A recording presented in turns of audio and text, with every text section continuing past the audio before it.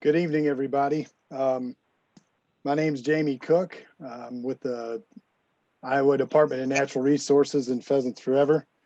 We're excited tonight to bring this Learn to Hunt Rabbit and Squirrel course to you. We've got some great panelists tonight that are going to be here helping us out and doing some really great things. We're excited to have them on board. I'm going to go ahead and ask them to start their video so that they can wave in just a second. Before we get into our presentation tonight, just a couple of housekeeping items. Down towards the bottom of your screen, you'll see a Q&A feature. That's a little chat window. There is where you can submit your questions, and we're going to do our best to answer those both behind the screen and live. So as you all are hearing things and you've got questions, go ahead and type those in there. We'll do our best to answer them either by our panelists or privately through the chat feature and Q&A feature. So make sure you're using those. Last but not least, we're going to talk about a lot of things tonight. Most importantly, we're doing this class because it's important to recruit, retain, and reactivate new hunters. So hopefully many of you tonight are new to squirrel and rabbit hunting, and you're going to walk away with some tools and some tips to get you started and help you head in the right direction. So that's why we're doing these courses. So before I turn it over to Jeff, we're going to make some quick introductions here. Our first panelist tonight is Jeff Barnes. Jeff, if you would just kind of wave there to the screen. Jeff is a conservation officer. He covers north central Iowa, and he's one of our recreational safety officers. So he's going to be talking to you all tonight about regulations and laws concerning squirrels and rabbit hunting. Second, we have Jim Coffey, a wildlife biologist with the Wildlife Division of the Iowa Department of Natural Resources. Jim is a avid hunter and loves to hunt about anything that moves, I believe, or he's certainly enthusiastic enough to do a great job tonight. So we're excited to have him here. And finally, we have Max McDaniel as a board member with Backcountry's Hunters and Anglers. He's going to be covering equipment, cleaning, and cooking. So with that, Jeff, I'm going to turn it over to you, sir. Sounds good. We're going to talk just mostly about our regulations. When I do these, I generally just work right straight out of our hunting regulations because that's what we make available to you folks. So I'm going to go ahead, and if I can figure out how to do it, I'm going to share it with you. I'm not technologically savvy like some, but we'll see how things go here. So the 2021 hunting regulations are out at any LC vendor, just about anywhere that has hunting supplies in general. And you should be able to find a set of regulations there. This is the basic information that we put out every year. So if you folks have a question, try to start by referring to this regulations manual, and you notice a nice little picture of a squirrel right there on the front. But refer to this and see if you can get your question answered through that. If not, make sure you call somebody, your local conservation officer. If you look in the back of these hunting regs, all the conservation officers we currently have are in the back, and they have their counties they're assigned to, as well as their phone number they have. So make sure you call them if you do have a question or you have something you need answered or just clarified. And that way we don't find something out in the field that we don't want to see. It's just a lot easier to do it that way. And we're all happy to answer questions for you. It's not a problem at all. So when we get going, we're going to do just some real general stuff, and we're going to page through some of the ads and some of the stuff in the regs here. And we'll get down to the nuts and bolts of what's going on here. So we've got the table of contents, kind of tells you what we've got. Squirrel and rabbit don't really have a special section in here like turkey, deer, waterfowl, trapping, that kind of stuff. So we're just going to talk about some generals in here. First thing we're going to talk about real quick is kind of what's required to be able to hunt rabbits and squirrels and basically any other small game. There is no special license involved in that. It's just a general hunting license and the habitat fee that's required. For residents, it's $22 for the license, $15 for the habitat fee. If you get the combo, it's a $35 total fee. If you have somebody who wants to come in town, you can see the non-resident stuff on the other side here. 18 and older, $131. So it's a little bit more, but you can hunt a lot of different stuff when they get here as well. So generally, that's all that you would need to hunt rabbit and squirrel is just that hunting license and that habitat fee. There are some exceptions. If you are a landowner hunting on your own personal property, you don't have to have the actual hunting license or habitat fee itself. Just you can hunt on your own private property as long as you own it. If we go down through, going to talk a little bit about hunter education, that type of stuff. In order to hunt small game in Iowa, it kind of shows you the type of licenses required for everything that we do. Anybody 16 years of age and older is required to have a hunting license. So in order to hunt, once you turn 16, you have to have gone through hunter education and you have to have your own hunting license. Below 16, you can actually simply hunt on another adult's license. They just have to be right with you in screen or in earshot of you so that you can kind of control what they're doing, that type of thing. If you want them to be able to hunt on their own without you present, they're going to have their own hunting license. In Iowa, to take hunter education, you have to be a minimum of 11 years old. You can take the class. If you pass everything in the class, you do become certified at that point. Your certificate becomes valid on your 12th birthday, and then you can actually go hunt all by yourself at that point. So we'll go down here, talk a little bit about some season stuff that we need to know. Rabbits and squirrels are slightly different. They both started on September 5th. Jackrabbits are currently closed. They're considered endangered in Iowa. So there is not a season for them. We can't hunt them at all. There are a few jackrabbits around. We don't see too many of them anymore. There's kind of isolated pockets of them. Rabbits, you can hunt them up until the end of February. So they're one of our longest seasons that we have. Squirrels go till the end of January. Now you also notice, if we look at shooting hours, rabbits, sunrise to sunset, versus squirrels. You can actually hunt squirrels any time of the day. However, they're not out, obviously. Now you'll notice straight on the left where it talks squirrel here, we have actually multiple types of squirrels in the state. We've got fox squirrels, which is kind of the most notable down in the southern part of the central southern part of the states. There are other parts of the states that we do have quite a few gray squirrels in as well. I'm not going to get into the colorations of them, but you can find black squirrels, you can find white squirrels, you can find red squirrels with black bellies, you can find all kinds of stuff. Most of those are generally just fox squirrels with different colorations, and those are huntable. We do have another squirrel here. It's called a red squirrel. I don't have a picture of it on here. Jim may have one in his slide. I don't know. It's a little bit smaller squirrel. It got little tufts on its ears, and we do see them in certain areas of the state. Those are actually illegal to shoot. You're not allowed to hunt those at all. And you have to be really careful in some of those areas because you've got fox, grays, and red squirrels. And we even have flying squirrels here and there. So there's several different types of squirrels there. The only that are legal to shoot right now in Iowa are the fox squirrels and the gray squirrels. So you kind of have to make sure you know what it is that you're looking at through the scope of your sights there before you pull the trigger on those. Limits on squirrels is 6 daily. You have a possession limit of 12. So possession limit itself just means that's all you can have between that day you're hunting and also at home in the freezer, that type of thing. Once you hit 12, you just got to eat some of them, get rid of them, reduce that number, and that way you can go out and go hunting again. Rabbits, on the other hand, you can have a daily bag limit of 10 with a possession limit of 20 total. And that's, again, that includes that day's hunt as well.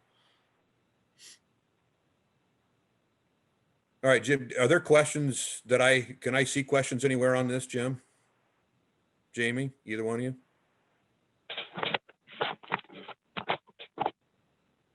If anybody has questions, make sure to type them in and we'll try to get them answered. If it's something I need to answer online, I'll be glad to do that. Jeff, we did get a question come in. It says, can you hunt small game with a bow or crossbow? Did you catch that? Yep, you actually can. If you're good enough to do that, you're certainly welcome to do that. Generally, would maybe suggest not using a broadhead. We have what's called a blunt tip that they use to bow hunt with, and that's perfectly fine. Obviously, it's a little more of a challenge. If you've been rabbit hunting or squirrel hunting for some time, and you want a little more of a challenge, that'll certainly provide that for you. It would be harder to do, but flu arrows and blunt points, and you're welcome to go out there and give it a shot. That'd be fun. Being an avid bow hunter, I could see myself doing that. Okay, we're going to go down kind of past some of this other stuff. We're not going to get into deer regs and migratory bird and stuff like that. So we're going to zoom past some of this. Okay, hunting license requirements. We kind of talked about that. Again, anyone born after January 1st, 1972 has to have completed hunter ed and have their own hunting license to be able to hunt. You can take it at 11 years old and it's valid at your 12th birthday. So kind of stuff to keep in mind there on that. And we're going to get down a little further. We talked about licenses and fees and stamps.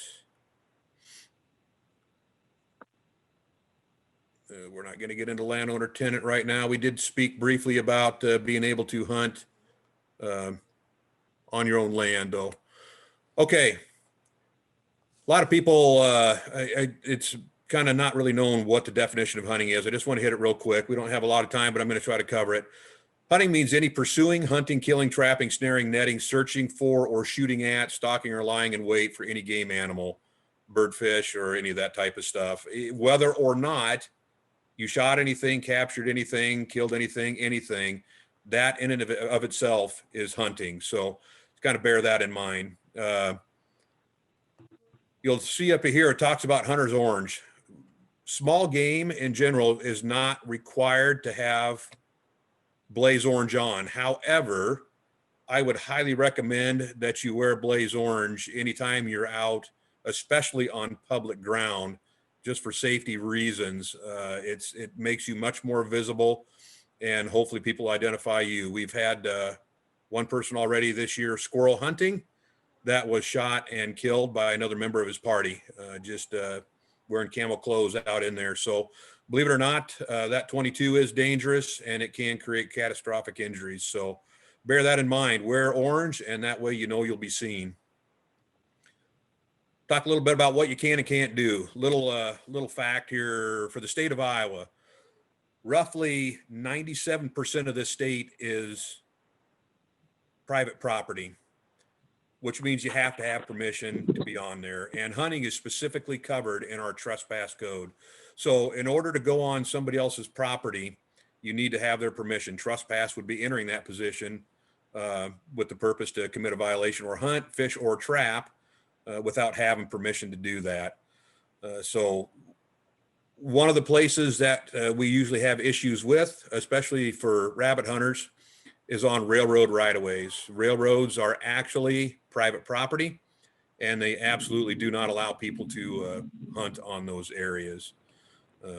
You will not win against a train. They don't want you anywhere near them. So it is prohibited to hunt on railroad tracks and their properties. Hey, Jim. Okay.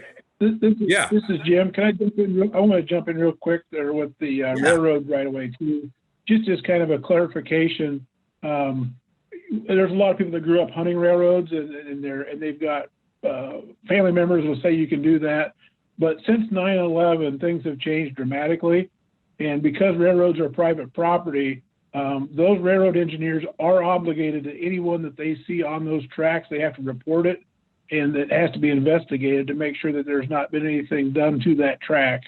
So it's an inconvenience for hunters, but there's a safety issue for those locomotive engineers and the infrastructure in general. So really try to avoid that.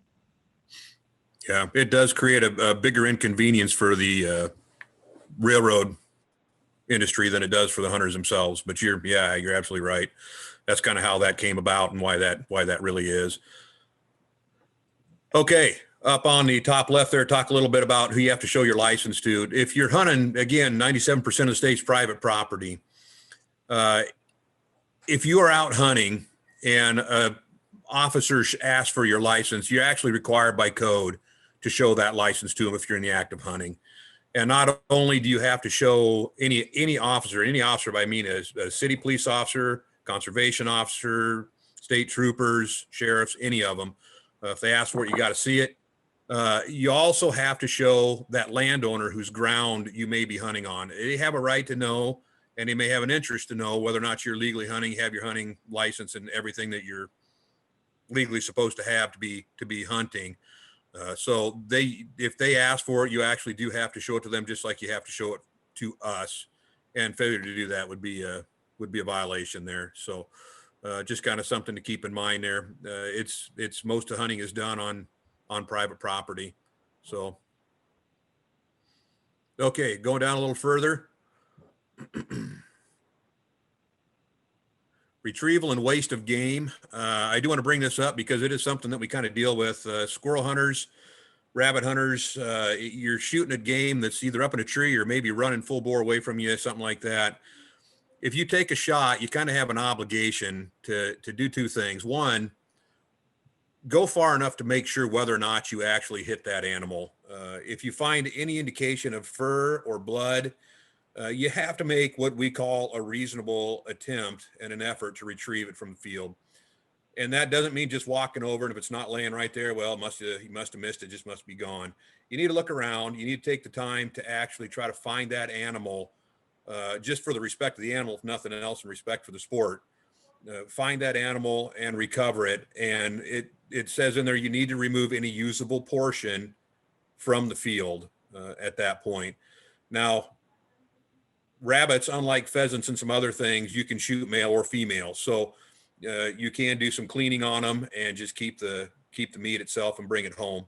You don't have to leave them whole necessarily to do that with those. Some other things like pheasants, you actually have to maintain certain things on them, not with rabbits and squirrels, however. Okay, moving on down here.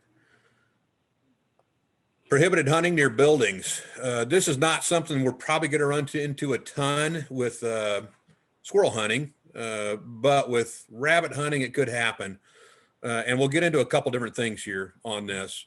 Prohibited hunting near buildings. Just kind of remember and keep in mind, you can't discharge a firearm, shoot or attempt to shoot a game or fur-bearing animal within 200 yards of an inhabited building inhabited by people or domestic livestock or a feedlot. So one of the places that people hunt quite often for rabbits are road ditches, and we'll talk a little bit more about that as well. But you do have to be outside of 200 yards from any of those things if you're going to be hunting road ditches, something like that. If you get inside that 200-yard distance, this is one of those that's kind of the same as trespass. There's actually a victim, and that's the resident of the house that you're shooting too close to or whose ground you're trespassing on. Normally the state is the victim. In this particular case, it would be the resident. It's one of those things. If somebody has you shooting within 200 yards and they call us, we come out, you're still there, we check it.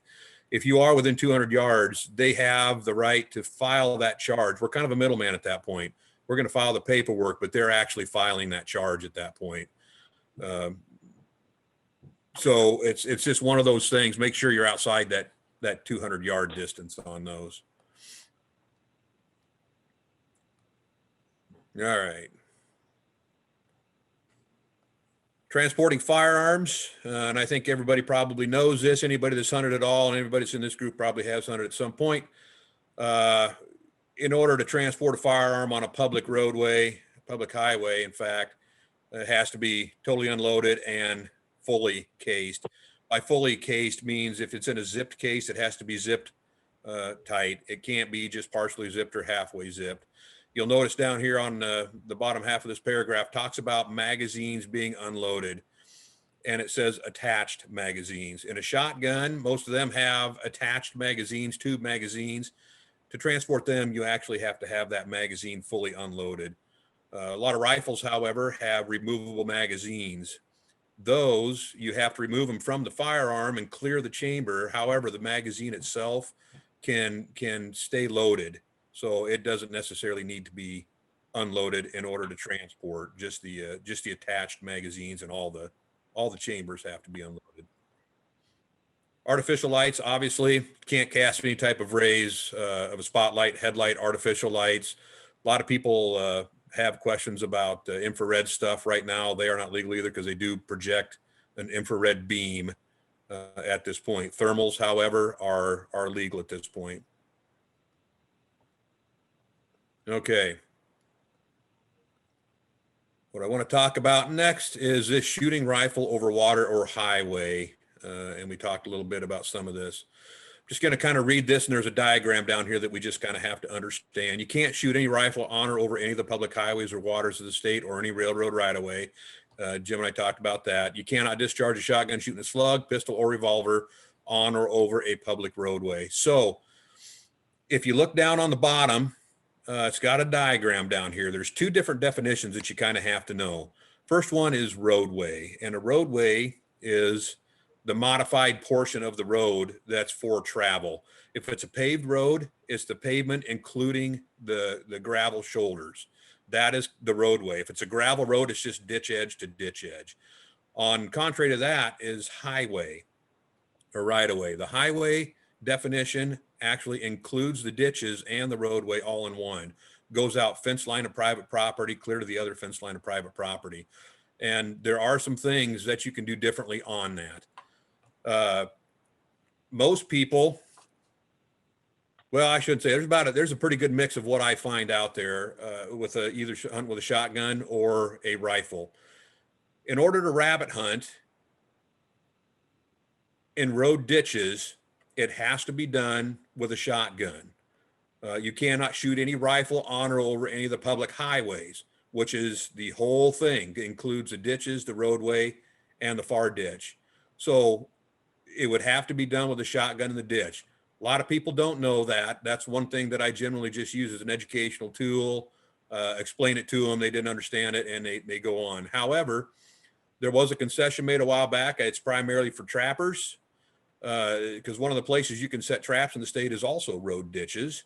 And in order, we require them to check them every 24 hours in order to kill the animal in there and get it out of the trap and move on. They had to have a way to kill the animal. It just looks bad having them down over the club trying to do it. So one of the concessions they made was that you can actually use a pistol as long as you are off of the roadway in the ditch area. So if you want another bit of a challenge, like the bow thing, you can actually use a pistol to try to hunt those rabbits in the ditches as well. Hopefully that makes sense to everybody. I don't have a whole lot of time left. Those are really the main rules that kind of govern this. You got the refuge and all that stuff down here too. If anybody has any questions on anything, make sure that you ask as we go here. And I'll be on for just a little bit. I have another meeting at 7, unfortunately, so I won't be on for much longer, but a little bit. But if you do have a question, I just want to reiterate, make sure that you have one of these available. If you know a county you're hunting in, please try to put the conservation officer's phone numbers in your phone. And if something happens, make that phone call to them. Try to do it while the violation is occurring. If you see a violation, call them right then. I don't care if it's the middle of the night. Those guys have been woke up 100 times. They would rather know about it right then. They'll either answer or they won't, but we'd rather know about it right when it's happening. It gives us a better opportunity to locate people and maybe have a bad guy taken off the roadway or the fields. So keep those numbers handy. Make sure you use them and don't be afraid to call us. We're all pretty happy to answer those questions for you any opportunity we get. Hey, Jeff, I've got a couple of questions that we can launch at you. The first one says, if you have a license to carry, can you carry the gun without a case? Can you have a gun without a case? I would assume that would be in a vehicle, maybe. Yeah, I'm assuming it probably would be as well. Legally, I'm gonna go back to their main screen here. Yes, you can with a permit to carry. You can. Here's what I caution people of. Is the reasoning as to why that would be happening. A permit to carry is for self-defense. Now it does allow it to be legal to carry it. However, something that we have found, and I just kind of caution people against it, is people have a tendency to get all excited if they see something while they're hunting and maybe want to jump out of the car quick and shoot it. We've had incidents of people firing through their floorboard. We had a gentleman here a couple of years ago take 2 of his toes off, and we had a gentleman coyote hunting, working his way out and actually shot himself with a high power and died. So again, when you're excited and you're trying to get out and do something, and maybe pushing limits. With the gun, maybe not the best way to do it. Legally, you can just do it for the right reason and do it very carefully and responsibly. I guess that's all I would caution with that. All right, What Jeff, other a one we have, Jamie? couple of other questions, Okay. here. How would an officer prove if someone is over the possession limit at home in their freezer while they are in the field? Chances are we wouldn't be able to, unless we're there for a particular reason. I mean, it's one of those things. If we find you over possession in the field, and we have reason to believe you have more at home, we can get a search warrant and we can come in and we can take a look. Or if we get a tip from somebody that you have a whole bunch of stuff at home and maybe way more than you're supposed to have, then it can kind of lead to that, I guess. But in general, we're not going to check that kind of stuff. We just kind of expect people to play by the rules and be honest hunters. All right, one more. Okay. I've heard that you can shoot a shotgun with bird shot over a roadway while you're pheasant hunting. Is that true? Yeah, that is true. You can walk right down the road. You can shoot a pheasant right on the road legally. However, this is another one of those I kind of caution people on with this day and age. Everybody's got cell phones. Everybody's got video cameras. And, you know, here's another little thing. Last census that we did this on, I think was maybe, I can't remember how long ago, it was 2010 maybe. Less than 7% of the people in this state actually buy a small game license to hunt in the state of Iowa, which means that over 93% of people in the state don't hunt. Doesn't mean they're against it. Doesn't mean they don't like it. Just means they don't do it. And you got a lot of those folks out there driving around, looking around. And if one of them happens to pull up behind you, you don't know it. You jump out and you puff a poor pheasant right in the middle of the road. I kind of call those folks in the back, you know, sitting on the fence. They don't really, they don't, not against it, not for it. But if they see you do that, it kind of puts a bad taste in their mouth and it kind of pushes them off onto the bad side. And here's what we found. When they go back and start talking to all their friends, they don't single you out specifically. They kind of group hunters as a whole. And all of a sudden, all hunters are sloppy and all hunters are bad. And it kind of starts to weigh on things. If you're in a very rural area, I have no problem walking ditches and pheasant gets up and flies and you can shoot it. I mean, it's not a big issue. It's just kind of how you do it and how it looks. If you're actually out walking with a dog in the ditch, I don't think anybody would have any issue with it. Where we run into problems with people that stop with their car on the road, get out, load their gun and shoot a pheasant right off the road or right in a ditch without even flying. People tend to not care for that quite as much. So just got to kind of think about how it's going to look to public that don't do what we do, don't hunt. All right, Jeff, I got one more question and Okay. then we'll let Jim take over if you're ready for that. Next question is, can live ammo be transported inside the gun case if it's an unloaded shotgun, but just ammo in the case? And how big of a pistol cartridge can you have? Well, the live ammo in the gun case, yeah, you can. Gonna scratch up your gun, maybe. I would have it in a pretty good container, but yeah, you can transport it inside the case if you want. Just it's don't have it in the gun itself. That's not a problem. And as far as pistols, I mean, you can use any caliber you want. However, generally people hunt because they want to keep the squirrel, they want to keep the meat and eat it. You get much over a 22 and you're going to get to a point where you're probably going to do enough damage to that squirrel that you're going to render it fairly useless. So I guess I would suggest maybe using a 22 as your pistol if you have that available to you. Anything bigger than that you can, like I say, it's going to do a lot of damage to a squirrel or a rabbit.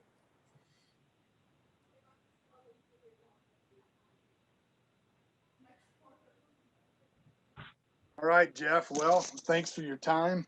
Let me get my mic up here. I don't know if you can hear me that well, but thanks for your time and expertise. Appreciate you walking us through those regulations. I think we got all the questions answered for that section that come in, so appreciate you. With that, we're going to turn it over to Jim Coffey. Jim's one of our wildlife biologists in the wildlife division, and he's going to be sharing with us about the history of hunting these species and some habitat information. Jim, floor is yours. Thank you. Can everybody hear me? Important it is that you're here tonight and that you're trying to learn, and hopefully we're recruiting a few new young people and maybe reactivating some older people. I always like to start off by talking about small game with the fact when I ask people, you know, have you squirrel hunted lately? No, I used to do that when I was a kid. Haven't done that in a long time. And it kind of struck me a while back that we always talk about we used to do that when we were kids, but we don't do it anymore. And I can't figure out why we don't, because it was fun when we were kids and we learned how to do it when we were kids. And a great way to be a kid again, if you're old like me, is to go out and chase rabbits and squirrels. It brings back lots of fun memories. So I just want to kind of start off my talk with be a kid again. If you are a kid, great for you. And if you're an older fellow like me, then be a kid again. Get out there and chase rabbits and squirrels. We got a lot to cover in just a little bit of time, so I'm going to talk really pretty generically. And what I want to get across is a few points that hopefully you'll start to delve into some bigger questions yourself as you learn and experience. And you're not going to learn everything about hunting from a 2-hour webinar. This is something you have to go out and experience yourself and learn and put that stuff in the back of your brain for the next hunt. But I always think it's important as a biologist to talk to hunters a little bit about the history of the animal and the history of how we've used the animal as humans, as well as the life behavior of those animals, the biology of those animals.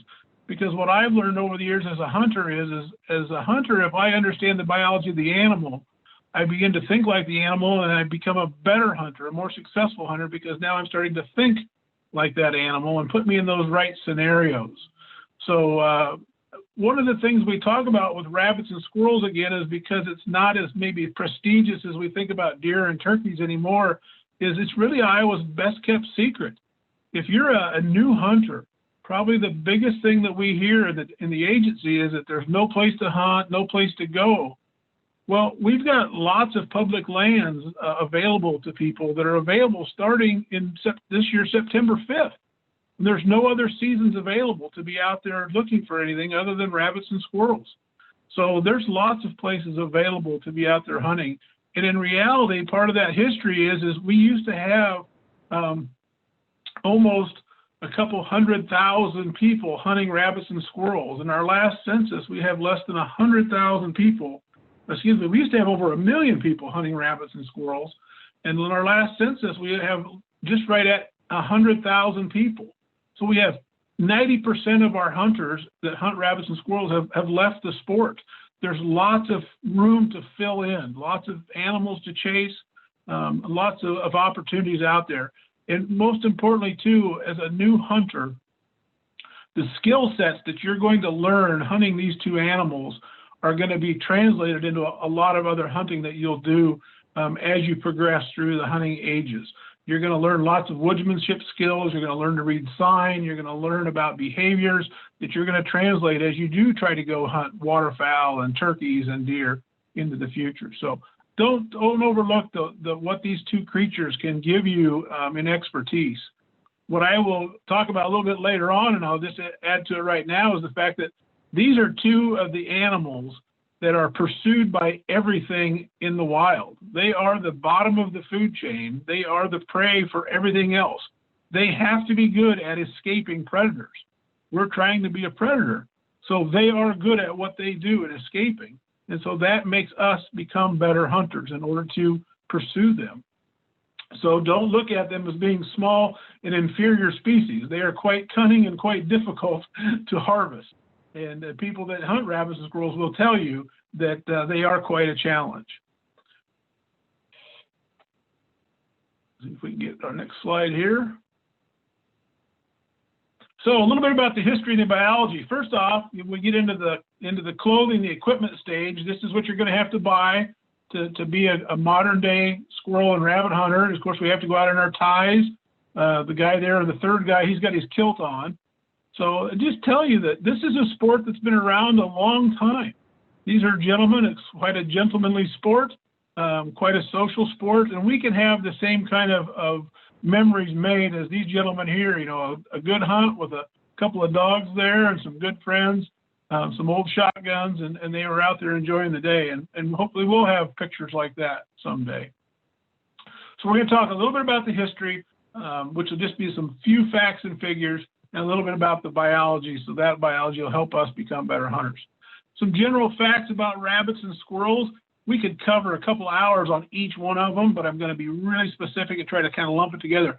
They're highly productive animals. That's because they are the prey species for every major predator that wants to eat them. So they have to produce a lot of offspring.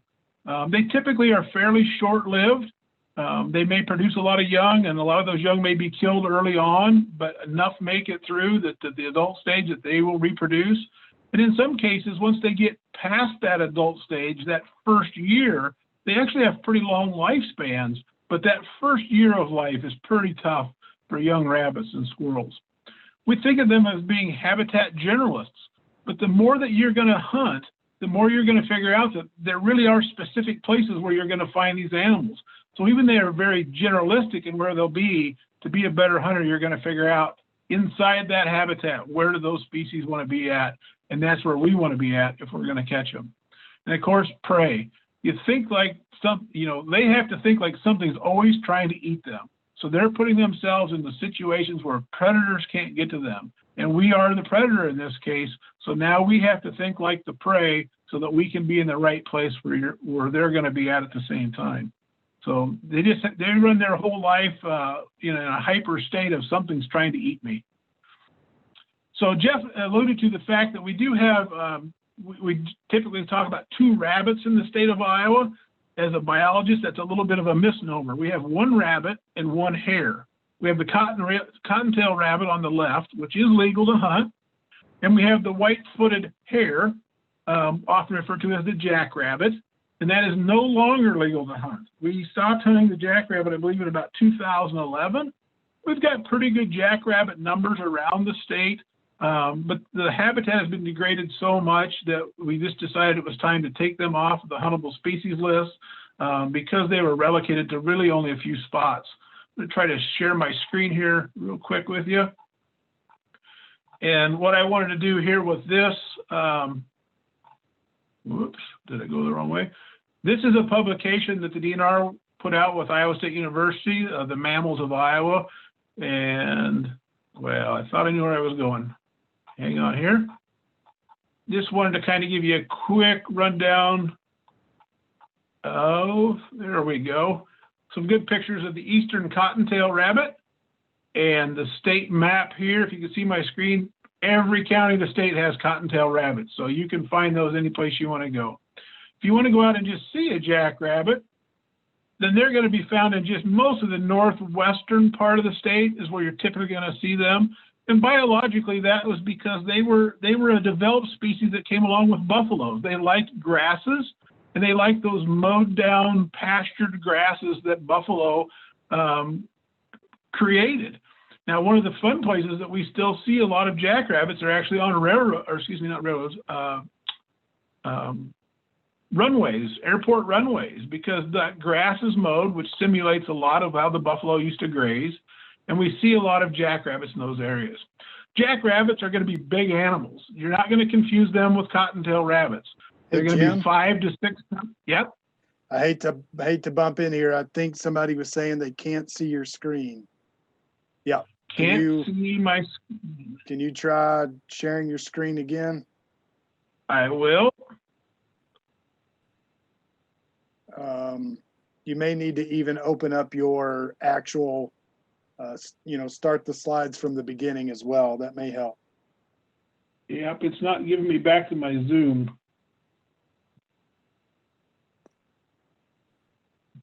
Here, I'm going to stop sharing and then I'll try to reshare again. Yeah, let's do that and see.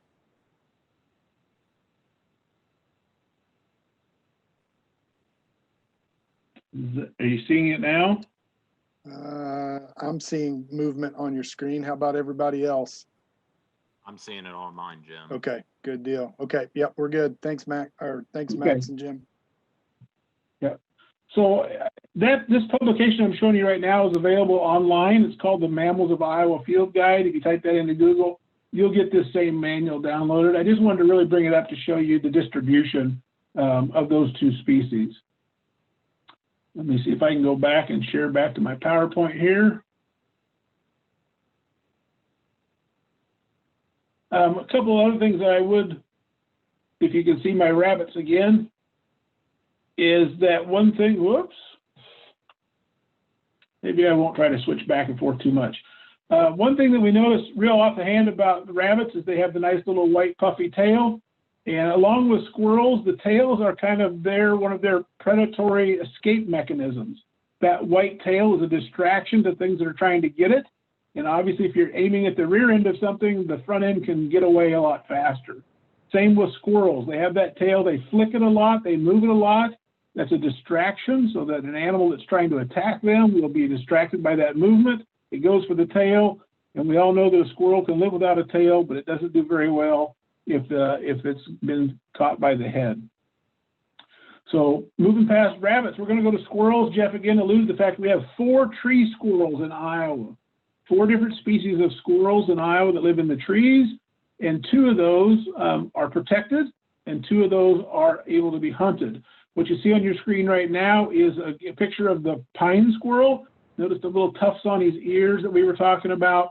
And he is actually very slight in size and only found in a few areas. I won't switch back to my other screen right now, but you can see that map on that Mammals of Iowa book. Mostly north central Iowa. They do eat a lot of pine nuts, and we do have some pine groves up there. A lot of them are actually found inside city limits anymore because their habitat has been so reduced. And then the squirrel on the right is known as the southern flying squirrel.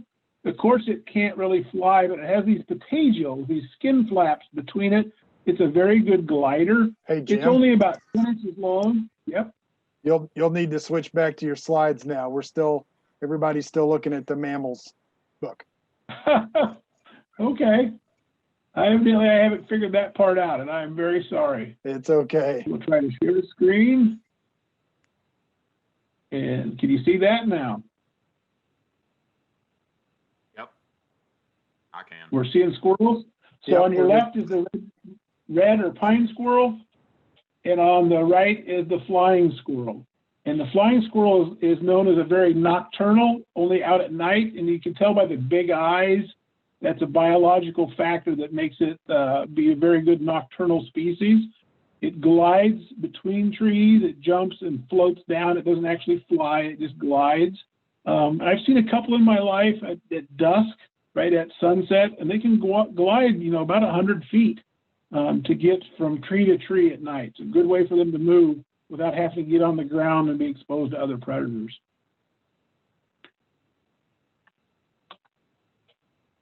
Okay. There we go.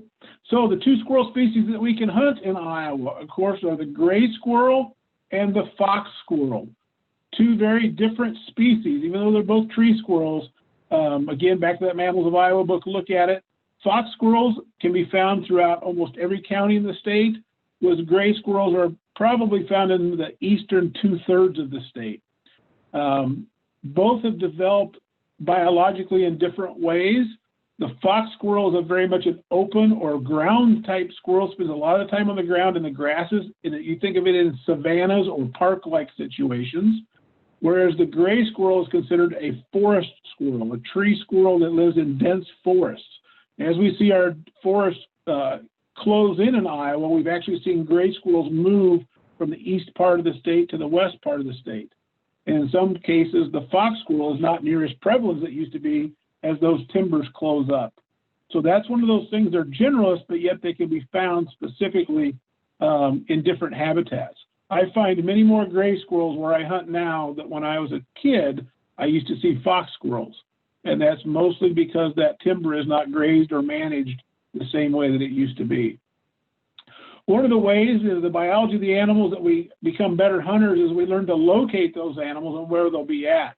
So obviously we're going to try to look for the squirrels in squirrely places and the rabbits in rabbity places, but what does that mean? Well, as you're out and about, you're going to start to notice things like footprints. What kind of footprints are these versus what kind of footprints are these? What are the droppings that you're going to see? What does that tell you where they're at? And of course, we're looking at the habitats they're using. We're looking at how thick and how dense those things are. That dense habitat is going to play a role in how that rabbit can evade predators. You're going to look at, are they chewing and feeding on that? So we're going to learn by looking at how those animals are reacting with the habitats that they're in to make us better hunters. By the way, on the left, rabbit tracks. On the right, squirrel tracks. How do we know the difference? Because rabbits always have their front 2 feet actually in line, and squirrels always have their front 2 feet perpendicular or parallel to each other. The animal's going this direction, it's going towards the top of the screen, but these are the back feet. That tells us how it hopped. Same here, this is the rabbit. It's actually going that direction. It's going towards the top of the screen, but these are its back feet. A lot of people will say it's going the other way because these are the front feet. No, it's putting its front feet down and then pulling its big back feet up to make that long jump. Just things that you'll learn which direction things are moving. So a couple quick things about denning and nesting. Rabbits will, of course, they breed like rabbits. They'll have 20 to 30 young per year. There's a pretty high mortality rate, but they produce a lot of rabbits every year. They make a little nest bowl out of grass, oftentimes in yards or mowed areas where they're hiding those young until they become big enough that they can get out and move around on their own. The doe rabbit, the female rabbit, will go back and feed them a few times a day, but generally not stay with them because she does not want to have any extra movement around that would attract predators to her nest. Squirrels, on the other hand, a couple of different types of nesting areas that we're going to be looking for in the wild are called denning trees, which we usually think of trees with holes in them. There's no cavity in the wild that goes unfilled. Something's going to use that cavity, whether it be a squirrel or an owl or a wood duck or a chickadee. Something's using it. And then in good squirrel years, we often see what are called drays, D-R-E-Y, which is a nest that the squirrel physically builds out of leaves and sticks itself up in the treetops. You tend to see this in good years of production because there aren't enough cavities for all the squirrels, so they'll start to build their own squirrel nests. So we get into the habitats real quick. When we think of rabbits, we call it rabbitat. So that's those areas that are so thick and brushy and dense that it's hard for predators to move through it, but yet the rabbits can hop through and feed on that low undergrowth and those low woody vegetations and grass plants and be protected by that overhead cover. Rabbits can be found in the timber as well, but as that timber opens up, again, they're being exposed to predators. So they're going to stay out on the edge of that timber where you see that transition, that grassy movement to brush that moves into timber. A lot of times that's associated with things like raspberries and plum thickets, stuff that really makes it hard for you to walk through. That's going to make it a good rabbit habitat. So when you can't walk through it, that's where you should be hunting. And in Iowa, we tend to think of the oak hickory forest as our primary place to hunt for squirrels. That's great, especially once those trees start to reach about 15 to 20 inches in diameter, which is when they really start to put on their nut crops or their mast crop. That will really increase the ability of those squirrels to produce in those areas and without having to move to search for food. So those younger forests are probably not going to be good squirrel habitat, but maybe better rabbit habitat. And then as they mature, they'll become better squirrel habitat. Lots of different types of trees we're looking for when we're out there as hunters. Of course, oak and hickories are our two primary ones. In a year like this with a late frost, we had very poor oak production.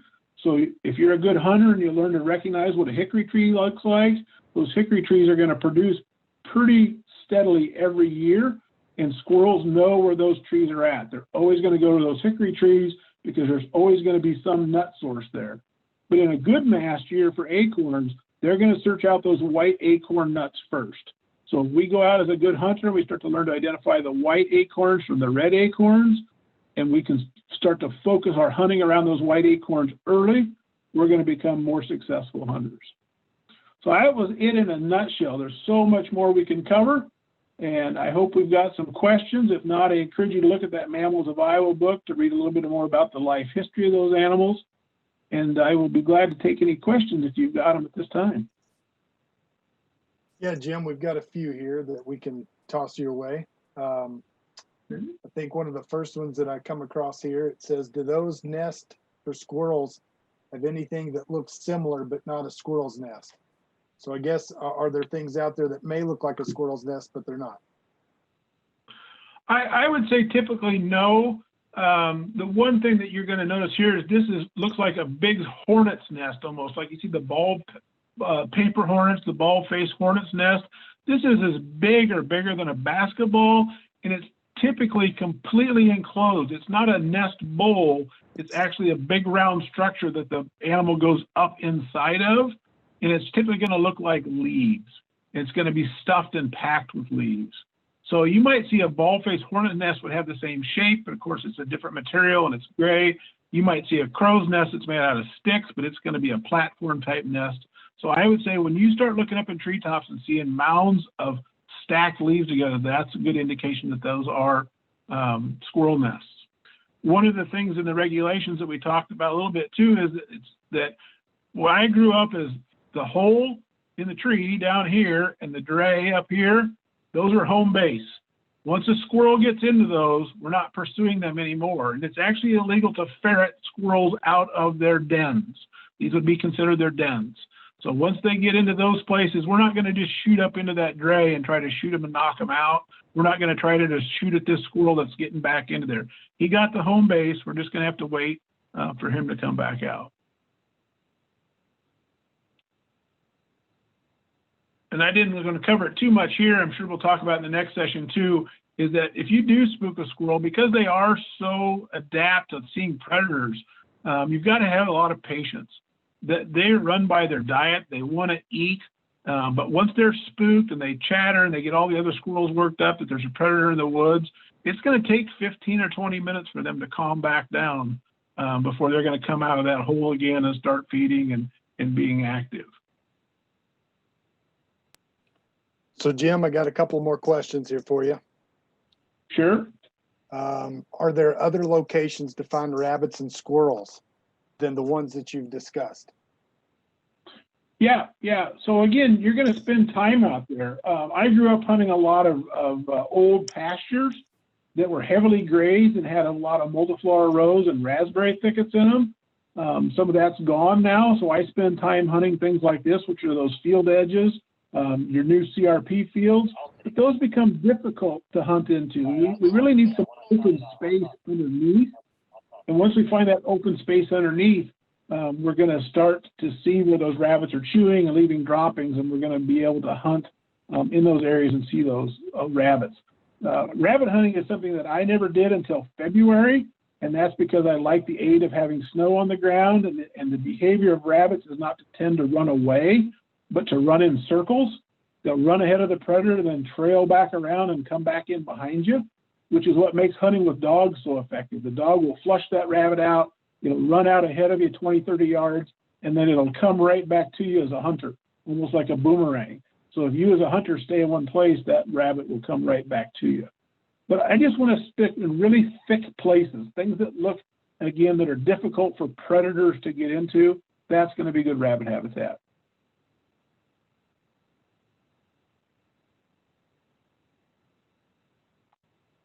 All right, Jim, another question for you. Is a dog needed for successful rabbit hunting? Do you need a dog? Absolutely. No. That's just one of the traditional ways to hunt rabbits is with beagles. It's kind of like we used to hunt coons in Iowa with dogs. It's fun to hear them bay, and it's fun to get them to flush out and around. And that used to be kind of the way that a person might even just hunt by themselves, because those dogs would go in and flush them out. When I was younger, 2 or 3 of my buddies and I would hunt together, and we would actually take a chance where one of us would go through this thick middle and try to push the rabbits out as the other stood on the edge and push those rabbits back around. And with their snow on that background, when you start to realize that brown rabbit is going to stick out pretty well, we didn't shoot at it when it was running. We let it hop ahead of us until it stopped. And then we used 22 rifles with scopes, and we would just shoot at it right in the head through that thick brush. And then the guy that was the dog in that case would have to work his way through there to get it out.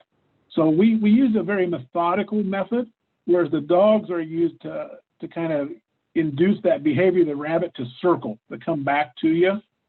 So a good beagle dog is worth his weight in gold, no doubt about it, but not needed.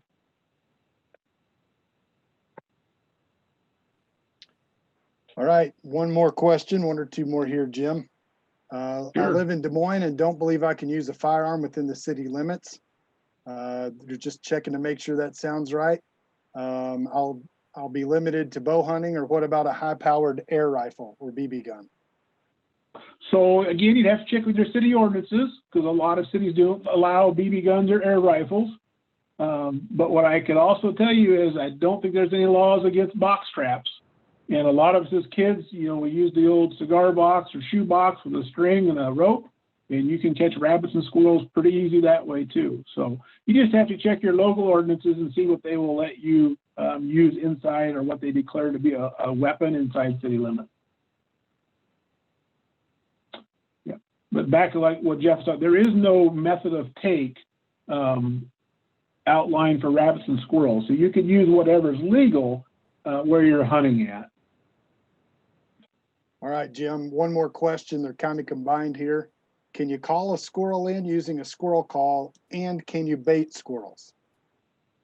Yep, yes and yes. So you can actually use, you could use bait if you wanted to. I use the natural bait. I use the acorns and the hickories that are already out there. And again, they're an animal that's run off of their stomach. So they want to be feeding. They have a very limited window to get those mass that's on the ground. They're competing with everything else, the deer, the squirrels, the blue jays, the deer, the turkeys, the blue jays. They're all picking up those acorns. So the squirrel wants to be getting too. What I do, they make a chuck noise. You'll hear it when you walk into the woods to kind of identify to the other squirrels that are predators in the woods. But what a squirrel cannot stand is when it hears another squirrel feeding. If a squirrel hears another squirrel feeding, he does not want to be left out. So I actually have a very cheap squirrel call. It costs 50 cents. And it's used quite effectively to get squirrels back out and feeding. And that call is 2 quarters. If you take 2 quarters and rub the rough edges together, it sounds just like the teeth of a squirrel chewing through a walnut or through a hickory nut. And when they hear that, they will come right back out of their holes. So you don't have to worry about that 15 or 20 minutes for them to calm back down, because their stomach kicks in and they want to be back out there feeding. So that's a great call that you can use for squirrels. And when they hear those quarters, they're looking for their friend. They were looking for that squirrel that's making that noise, because they figure he's over there by a big nut pile. So they'll come right to it. So the next time someone says you can't rub 2 quarters together, you could actually probably get a squirrel to come in. And I was trying to make a joke there with that. Yeah, just go out in your yard and start rubbing a couple of quarters together. You'll be surprised how quick those squirrels will come looking for you. Well, that's awesome, Jim. And it's not just sit and listen to a squirrel chew on a nut and listen how similar that sound is. And you'll start to hear that in the woods. As you sit quietly in the woods, you can hear those squirrels chewing on those nuts from quite a distance away. Yeah, absolutely. That's so cool. All right. Anything else for Jim before we move on? All right. Well, thank you for joining us back. Next, we have Max McDaniel with Backcountry Hunters and Anglers. He's going to walk us through the next portion of the evening here. Max, how you doing tonight? I'm doing real well. I think I need you to access my screen. There we go. How's it going, folks? Like Jamie said, my name is Max McDaniel. I'm with the Iowa chapter of Backcountry Hunters and Anglers. We'll talk a little bit more about BHA here in a bit. But for those of you who aren't familiar with Backcountry Hunters and Anglers, we're a conservation organization that is focused primarily on public lands, public waters, public access, and sound public policy towards these things. And we'll get into that a little bit later. With Backcountry Hunters and Anglers specifically, I do our R3 stuff. I lead our R3 committee, and I put on events like this. I work with Jamie and other folks to put on a number of these. And this year, obviously, we got a little bit of a curveball as far as throwing on these events, but hopefully we can put on something tonight that is educational and is fun, and you guys feel like you're coming away with a lot of new knowledge. I know so far I certainly am. I didn't know about the quarter trick, so I'll have to bring those out with me next time I go squirrel hunting. But yeah, we'll see if we can still have some fun here without the hunt aspect. Now, I want this to be real interactive because while I might be saying some stuff that I think is educational, it's really about you guys and your questions that need to get answered, because this is an educational opportunity for all of you. So I'm going to do some screen sharing, and hopefully that all works without without too many kinks.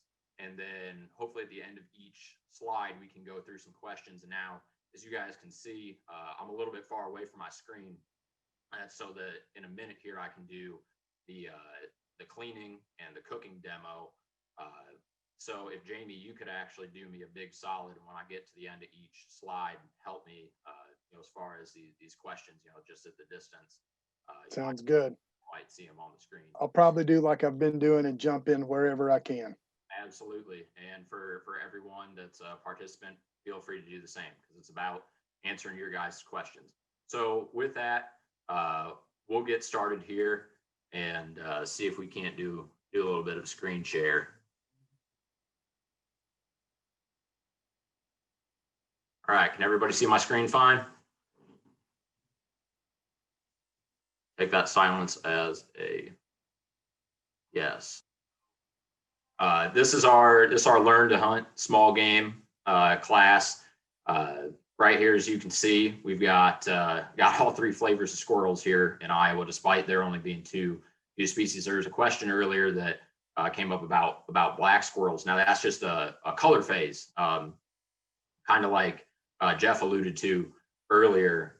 It's not its own species of squirrel. Hopefully that doesn't put a big damper on anyone who's from Council Bluffs, who has a city who has their own municipal ordinance protecting black squirrels specifically, but they leave out all the fun fact about Council Bluffs.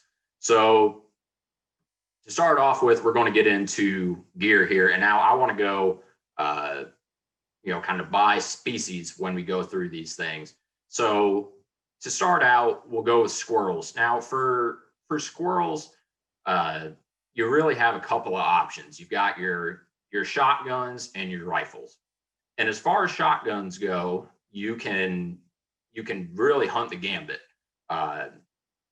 You can go from a 410, which is going to be your smallest shotgun, all the way up to a 12 gauge. And now I say that, and a question that might pop up is, can you shoot squirrels and rabbits with the 12 gauge?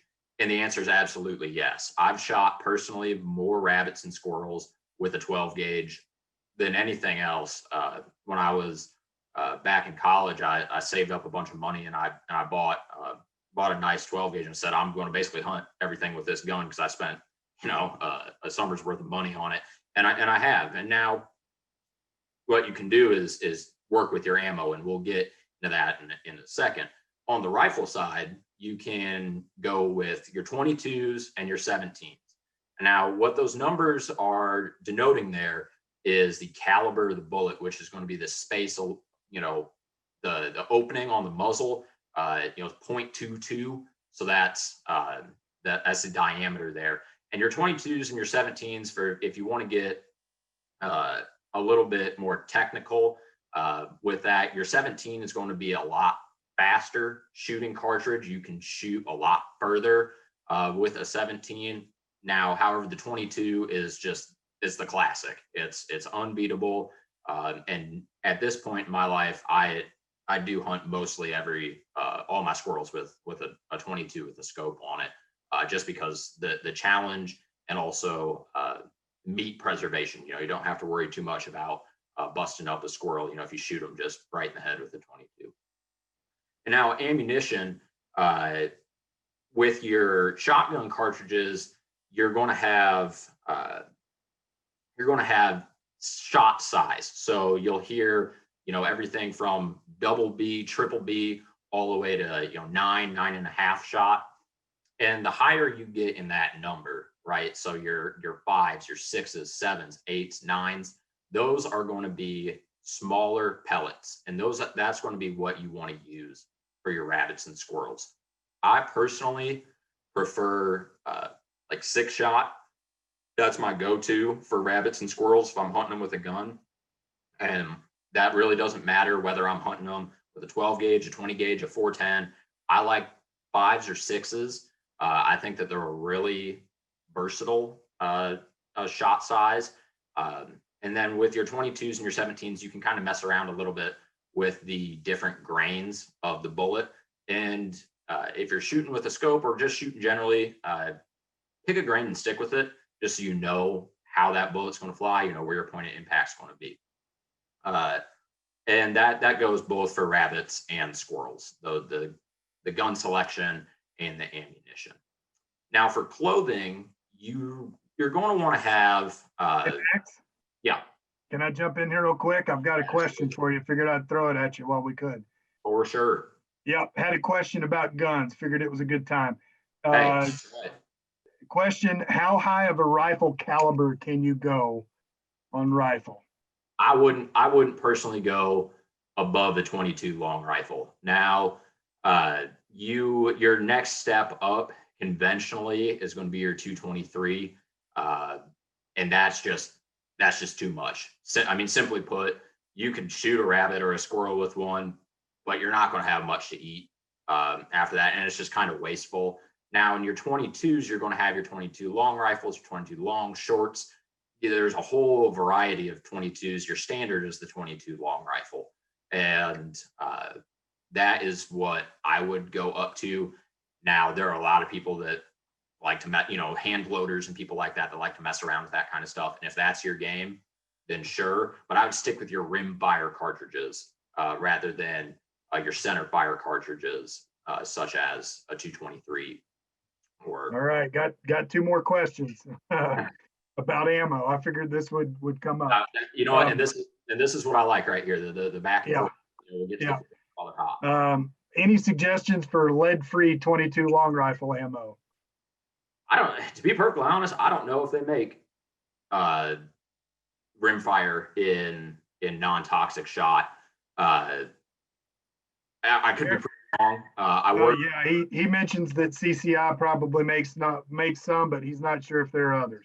So. Yeah, and that's the things I don't know. See, and I even worked in a gun store for a couple of years. I never saw any non-toxic.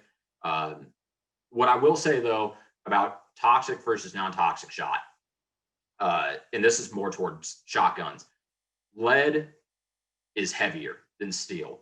Lead has and I'm not advocating, if you want to hunt one way or the other, but I'm just telling you that for a difference, the way I look at it is that when I go hunting, I don't shoot a whole ton. I'm not going out there usually burning a whole box of ammo. So when I do shoot, I want to make sure that I'm getting more knockdown power and that I'm not crippling up animals, and that when I do pull that trigger, I'm getting a good clean kill. And lead is heavier, it's denser, it carries more knockdown power, it has better range. So in my personal opinion, and this is totally up to anyone, you can't really lose in the debate, steel versus lead. It's all personal preference what you want to shoot. I shoot lead at them because I am more worried about putting a good clean kill on an animal than sometimes I've just seen with steel over the years that the knockdown power is just not as prevalent, especially in your small game loads. Your duck loads, like your heavy shot and things like that, that's a little bit different. But just in your standard steel, if you're not wanting to burn $25 a box and shoot, waterfowl loads, I prefer to go with lead. Now that's a total, that's dealer's choice. Yeah. Other question here. What about 22 Magnum? Yeah, you shoot 22 mag. And that, again, that's personal preference. It's one of those things that if you have a 22 mag that you like to shoot, and you're a head shooter, then great. And it's also one of those things too, that with squirrels, and we'll get into this here in a bit, but on a squirrel or rabbit, more so a squirrel, the majority of your meat is from front shoulders back. So if you shoot them with a 22 mag and you're not hitting them, you know, basically rib cage down, your meat loss is de minimis. So, you know, if you feel comfortable with the 22 mag, you're like, you know what, I've shot this gun for years, I'm dead nuts with it, then go ahead and shoot it. And I think 22 mag, actually, to revisit an earlier question, 22 mag might be the upper echelon of what I think would be acceptable to shoot small game with. Good deal. I'll turn it back over to you. It looks like Jim did answer the question behind the scene about copper 22. So Oh, there are perfect. some options out there. So And I'll just come out and say I'm not a arms and ammunition expert. I know a lot of people who are, and they could answer any question. I'm a hunter, and so I approach firearms and ammunition from that angle. So, you know, I'm sure that, you know, the real technical stuff you could get into, and I appreciate all the questions. I'll do my best to answer. And thankfully we have, you know, like Jim and Jamie, we've got some great folks that can help. yep. And the other thing too is we'll be sending an email out here probably in a couple of weeks. It'll have the recording of this webinar, as well as all the links and other things that we talked about over the course of the night. So we'll try to include some of the ammo information as well. So Max, we'll turn it back over to you. Absolutely. And keep the questions coming, folks, you know, because this is a great way to learn. And in the virtual environment, the thing that I was worried about the most, I mean, I miss the hunts in these. Normally when we do one of these events, we go out and we hunt. Last year we had a couple hunts. One was a squirrel hunt, and we were some mentees were successful. And then we had a rabbit hunt. We had multiple people that were able to get a rabbit. And so that's one of the things that I miss the most about the in-person stuff, is the interaction. So I really appreciate all you folks firing off the questions. We've had some really, really good questions so far tonight. So just keep them coming. One last thing that I want to talk about with gear here is mapping. Now, this is just a card, a coupon, base maps. You know, the Iowa DNR Hunt Atlas is an amazing tool. That's how I got really started. You know, a big thing that people say is, well, I don't go hunt because I don't have a place to hunt. I can't find a place to hunt. And that's just absolutely not true. Although Iowa is statistically speaking, one of the worst states for public land access in the country, there is still amazing public access. I do almost exclusively all of my hunting on public, and that's for everything from small game up to whitetails. And you know, if you use your mapping services, you can really find some great spots and focus in on your hunts and have some great success. So I'd tell you, you know, Onyx for a single state is like $20 a year. And it actually is $30, but you can get 20% off with coupon code BHA or NWTF. Really, any of these organizations have a coupon code. And I'd tell you, if you're a new hunter, get Onyx maps, have the DNR Hunt Atlas, and you will find places to hunt, and you will be more successful, and you'll appreciate it. So that's a piece of gear that I think you got to have. Now for clothing, Jeff talked about it a little bit earlier. You don't need, by law, blaze orange. Wear blaze orange. Whether you're squirrel hunting, whether you're rabbit hunting, wear it.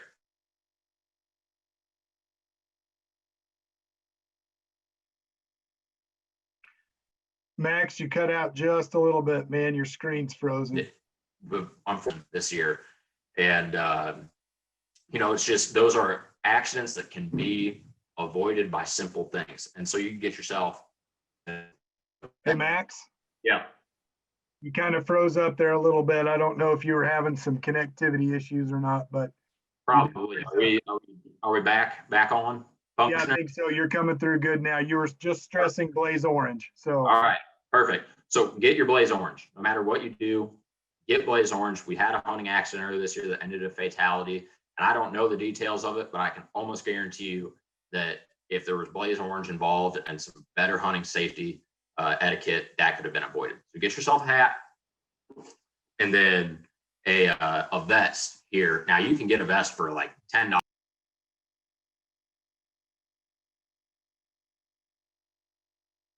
I hit your button by accident, Max. Sorry about that. All right. Yeah, I was gonna see So- if you could, can you change the screen to where we can see you, or can you Oh, exit out of the screen share? 'Cause yeah, I that's don't the think we're issue. able I, to I can see that. I can see myself here on mine, but I forgot that y'all can't see me. Can you see me now? Or no? Stop share. There we go. Yeah, there you go. All right, I apologize. In my view, I can see myself. So I'm thinking I'm doing a hell of a job, but you guys can't see me. So get yourself Blaze Orange hat. Get yourself a vest. Now you can spend next to nothing just on a piece of Blaze Orange. Now, if you spend like $20, you can get yourself a good vest.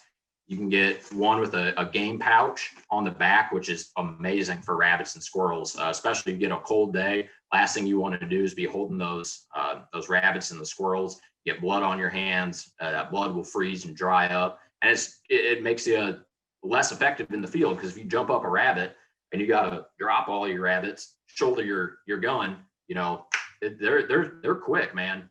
They're tough to hit. So get that there. You know, you can also have your storage and all that good stuff. So just get yourself some Blaze Orange. You know, whether you're hunting by yourself, hunting with others, public land, private land, always a good thing. Always a good thing to have. And I realize now that earlier, this is that Onyx card. You can just go online, you know, on Onyx Maps, and find yourself a discount code to save yourself 20%. So I think that's all I got to cover on that slide. And also, just for clothing, like the basic clothing, I mean, a pair of jeans and a flannel, and I like rubber boots, especially if you're going to be dealing with any kind of water, which in Iowa, especially on public ground, a lot of it is located in more riparian areas, and also snow. If you're out there with snow, and you don't have a good set of waterproof boots on, you're going to hate yourself. Yeah, by the end of the hunt, you're going to have wet, cold feet.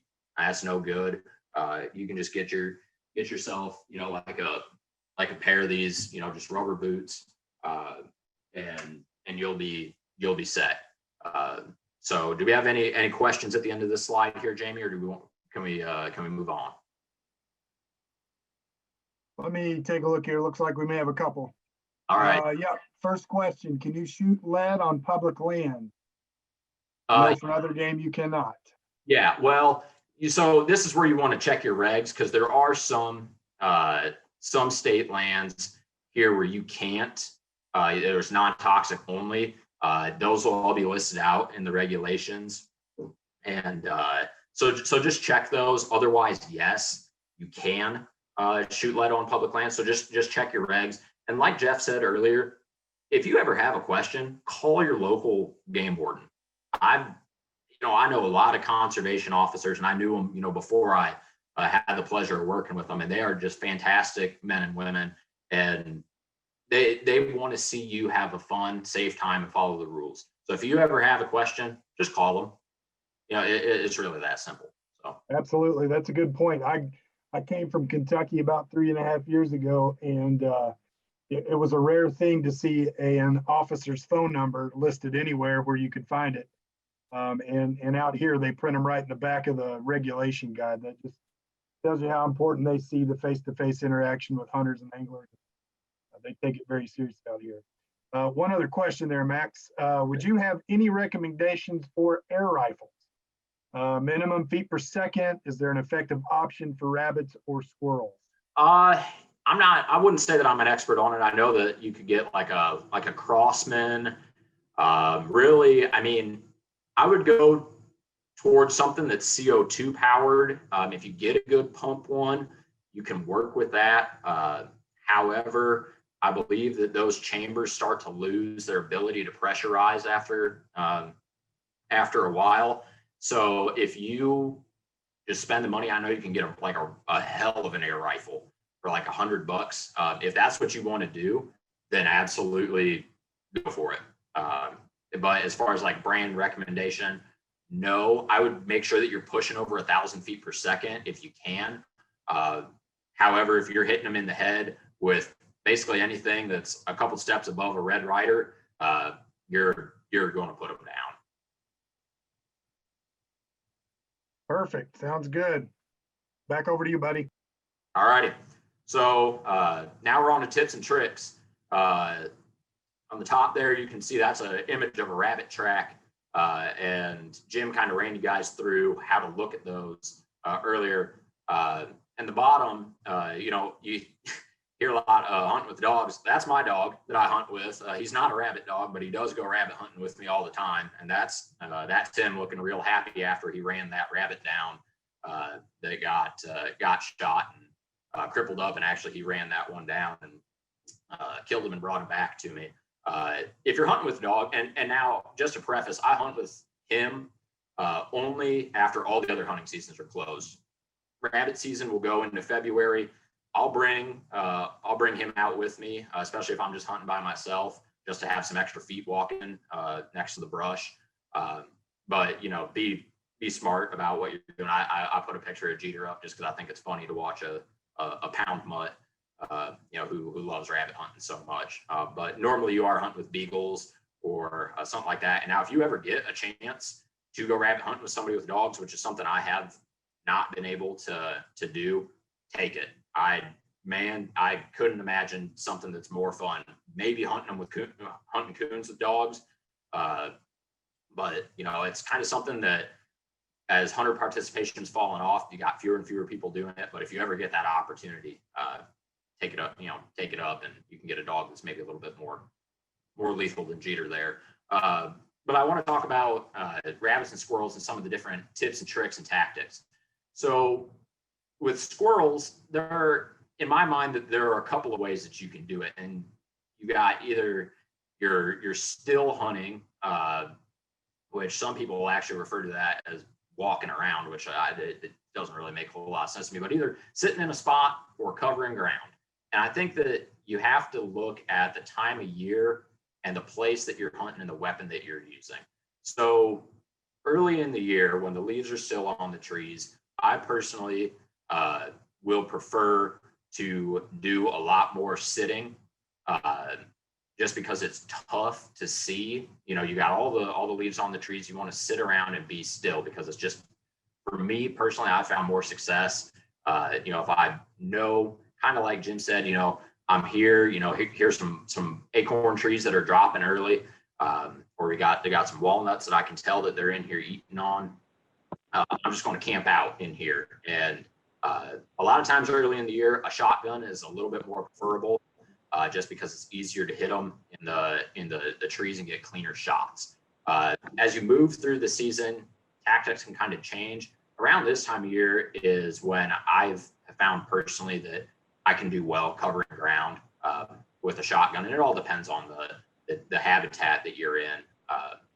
Like I used to hunt this area that got logged for walnuts early in the year, and that place was just dynamite out of this world, but it wasn't super thick as far as the ground cover and the tree cover, so you can move around a little bit more. And then later in the year, once all those leaves are off the trees, I again go back to the more still hunting. They're up, they've got the bird's eye view. They can see you moving a long ways away. There's very little ground cover. So again, I'll try and find a spot where I believe that there are going to be quite a few squirrels, and I'll sit down with my 22 and and try and play the long game. You can take shots at longer distances with your rifles rather than your guns. And Jim talked about some of these things, what to look for. You want to look for your mass crop, your oaks, walnuts, hickories, your big hardwoods. That's where you're going to find a majority of your squirrels. Now, you'll find them in other spots. I mean, they'll live wherever they can live. Like recently, I've been deer hunting a maple flat, and I've been seeing actually quite a few squirrels in it. However, there's an oak ridge up above it, and those squirrels are coming down off the oaks. So 99% of them are up in those hardwoods. And if you're looking, you only got a couple hours, you want to focus your energy, look for those mass trees. That's where you want to go. Now the weather considerations, windy days are tough to hunt squirrels. You'll find more of them on the ground. That's, when it really gets whipping like it was today, I personally, if I'm going to find shootable squirrels, find them on the ground, versus a calm day, look more up in the trees. And then also kind of a lone versus with a group. Now, there are a couple of tactics that I really like.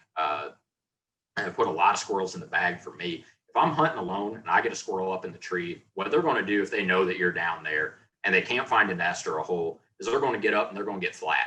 They're going to find a tall branch to the top of that tree and they are going to lay totally prone on that thing. Or they're going to get on one side of the tree and you'll be on the other. And it's kind of one of those, as you move around one side of the tree, they're just going to move around the other. So if I'm alone, what I'll do actually is take like a stick or something like that, and I'll toss it on the other side of the tree. And I've had plenty of times where, you know, that stick lands in the brush and it makes all kinds of noise. And I'll get that squirrel to spin around to my side of the tree and shoot him. If you're with a group, you can have, you know, the other person basically simulate that stick. Also, what I'll do a lot of times if I'm with another person, one person walk 50 yards ahead of the other. And what will happen a lot of times is that squirrel will see that first person coming. And once that first person's passed underneath, that squirrel will move around to the backside of the tree again as that other person walks by it. Well, if you got two people and you're spaced out, when that squirrel moves around, once he sees that first person who his attention is focused on, he's going to move right into you. And that's when you can get a real good shot. Also, you can call squirrels. I found out tonight that you can call them with quarters, which is fantastic.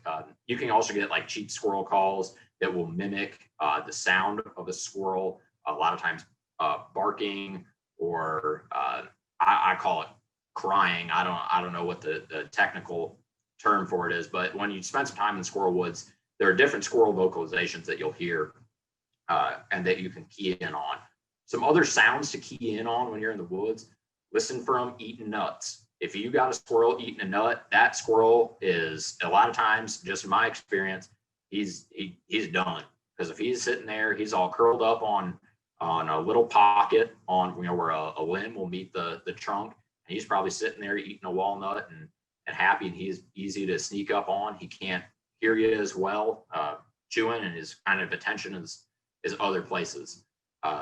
Another thing to look for is you'll see irregularities in the branches on the trees. You see a branch, you know, kind of bouncing up and down drastically. That's a squirrel usually jumping from one tree to the next, and just like a diving board or something like that. You know, it's moving after he jumps. Also, another thing to listen for are their nails on the bark. A lot of times, if you get real close and you don't see him, you'll hear him scurrying up the backside of the tree. And again, that's a good way to key in on those squirrels. Now for rabbits, you can hunt rabbits by yourself. It's not as productive. Now, I have done it a ton.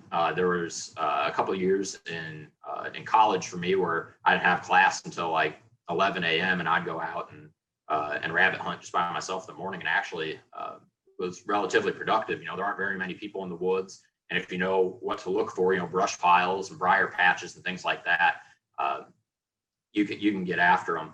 One thing that I will say, if you're hunting by yourself or just with another person, or just generally, I think a mistake that a lot of people make is they move too fast when they rabbit hunt.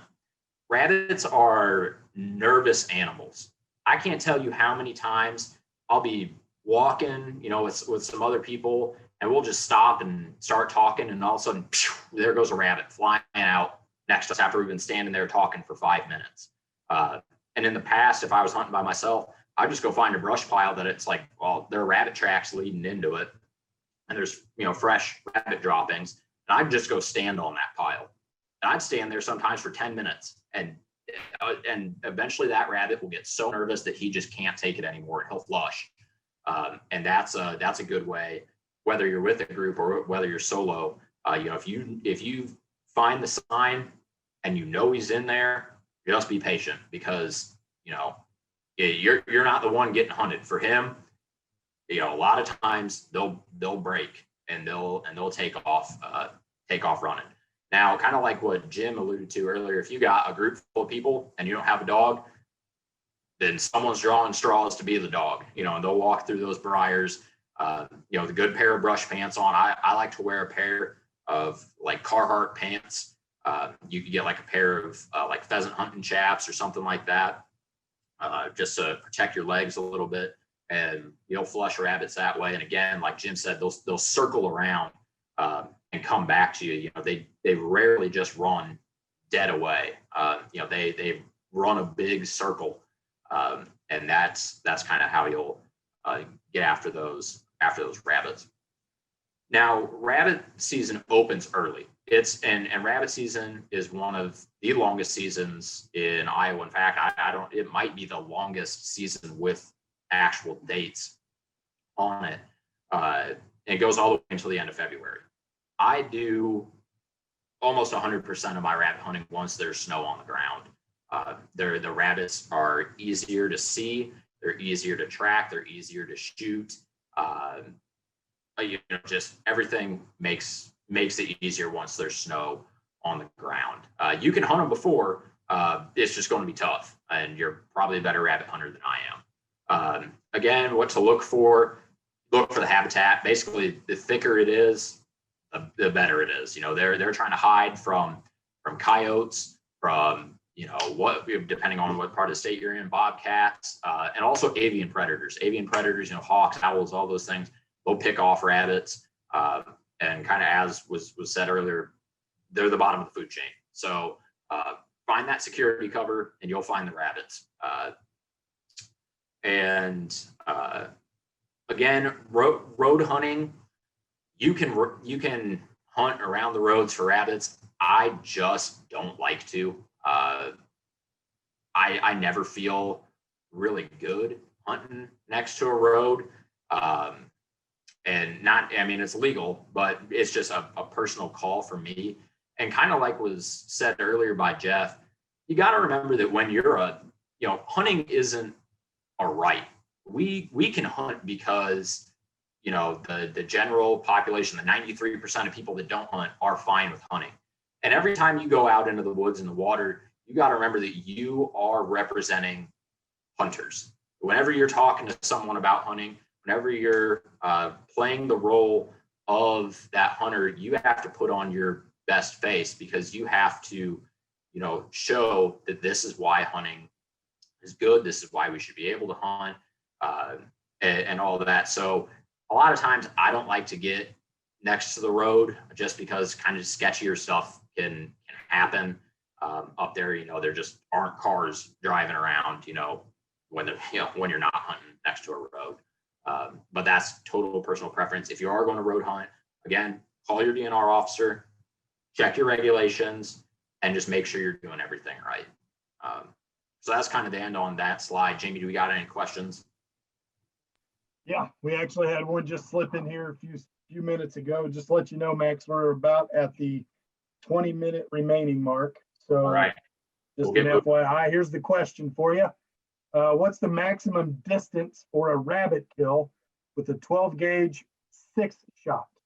And what is a recommended choke? Well, for recommended choke, I'd shoot improved cylinder. Rabbits are hard to hit, and I want my shot going as wide as possible. So now I would say it just depends on what you're comfortable with. I usually wouldn't shoot anything past 35, 40 yards. However, rabbits are pretty fragile. And if you knock them, all it takes is one pellet in the head, and you'll fold them. So it really depends on the situation, and just kind of how comfortable you feel. So, all right, we'll keep her moving. I want to talk a little bit about backcountry hunters and anglers. As I alluded to earlier, number one obstacle to people getting into hunting is not having a place, and that's just simply not the case. If you use your tools, there is an abundance of public land, not only in Iowa, but all over the country. And that's the thing, is that you own that land in Wyoming or Rhode Island or Florida the same as anyone else, and you have every right to hunt there. However, these public places didn't just fall out of the sky, right? Like there's, God's not just up there sprinkling down chunks of places where everyone can go hunt. These public hunting areas and these public opportunities come from folks really at the ballot box. And we've had some huge wins this year through advocacy on a national level, such as the Great American Outdoors Act and permanent reauthorization and funding of the Land and Water Conservation Fund. All of these things go towards making more public property. For example, the Land and Water Conservation Fund, every county in every state in the country has benefited from the Land and Water Conservation Fund. And Backcountry Hunters and Anglers this year did a ton of work, boots on the ground work, getting hunters, anglers, people that don't even hunt, just outdoor enthusiasts together and voicing their opinions and letting representatives know, hey, we want more places to hunt, we want more places to fish, we want better habitat and a strong future for hunters and anglers. And it's not only on a national level, it's here in Iowa as well. A couple of years ago, we had some bills introduced that would have basically prohibited the state from acquiring any more public land. They were introduced both in the Iowa House and the Iowa Senate. And BHA, along with a lot of other great Iowa conservation organizations, they rallied the troops and they got people together and were able to shoot down one of those bills in entirety, and then another one really take it back to almost a non-starter. So your voice as a hunter and angler is very important, and you have to realize that these things aren't here by accident, and that all the things that you do as a hunter and angler, everything from buying your license to buying your duck stamp to donating to any one of the conservation organizations or just the DNR, that is helping to secure a strong future for hunters and anglers in the state of Iowa. So now we're going to get on to butchering, which I'm sure is the moment everyone has been waiting for here. Hey, Max, yeah. Before you get too far ahead, we did have a question sneak in here. Oh boy. It has to do with gear. I know you talked about clothing. You talked about blaze orange. You talked about being comfortable. You mentioned briefly just jeans and a flannel, I believe. The question came in and said, what sort of other gear would you want to carry on a hunt besides guns and ammo? I know I'm big on snacks. If I'm going to be walking a lot, I'll pack a granola bar and some water, but anything else you wanted to toss in there with that one? Yeah, for sure. So your snacks, your water. One thing that I carry with me all the time is what I call my little bug out kit. I have from Outdoor Research, they have a little product called the Backcountry Organizer, and I put everything in there from my first aid kit to fire starter to I have like a wrench, like an Allen wrench for every single thing on my bow in there. I've got trail markers. I've got an extra backup phone battery in there that I could get a charge off of. Basically anything, and it's one of those things I hope I never ever have to get into that kit, but it really packs down to a size that it's no bigger than a box of shells. So you can throw it in whatever you're taking with you, and you just never know what you might need.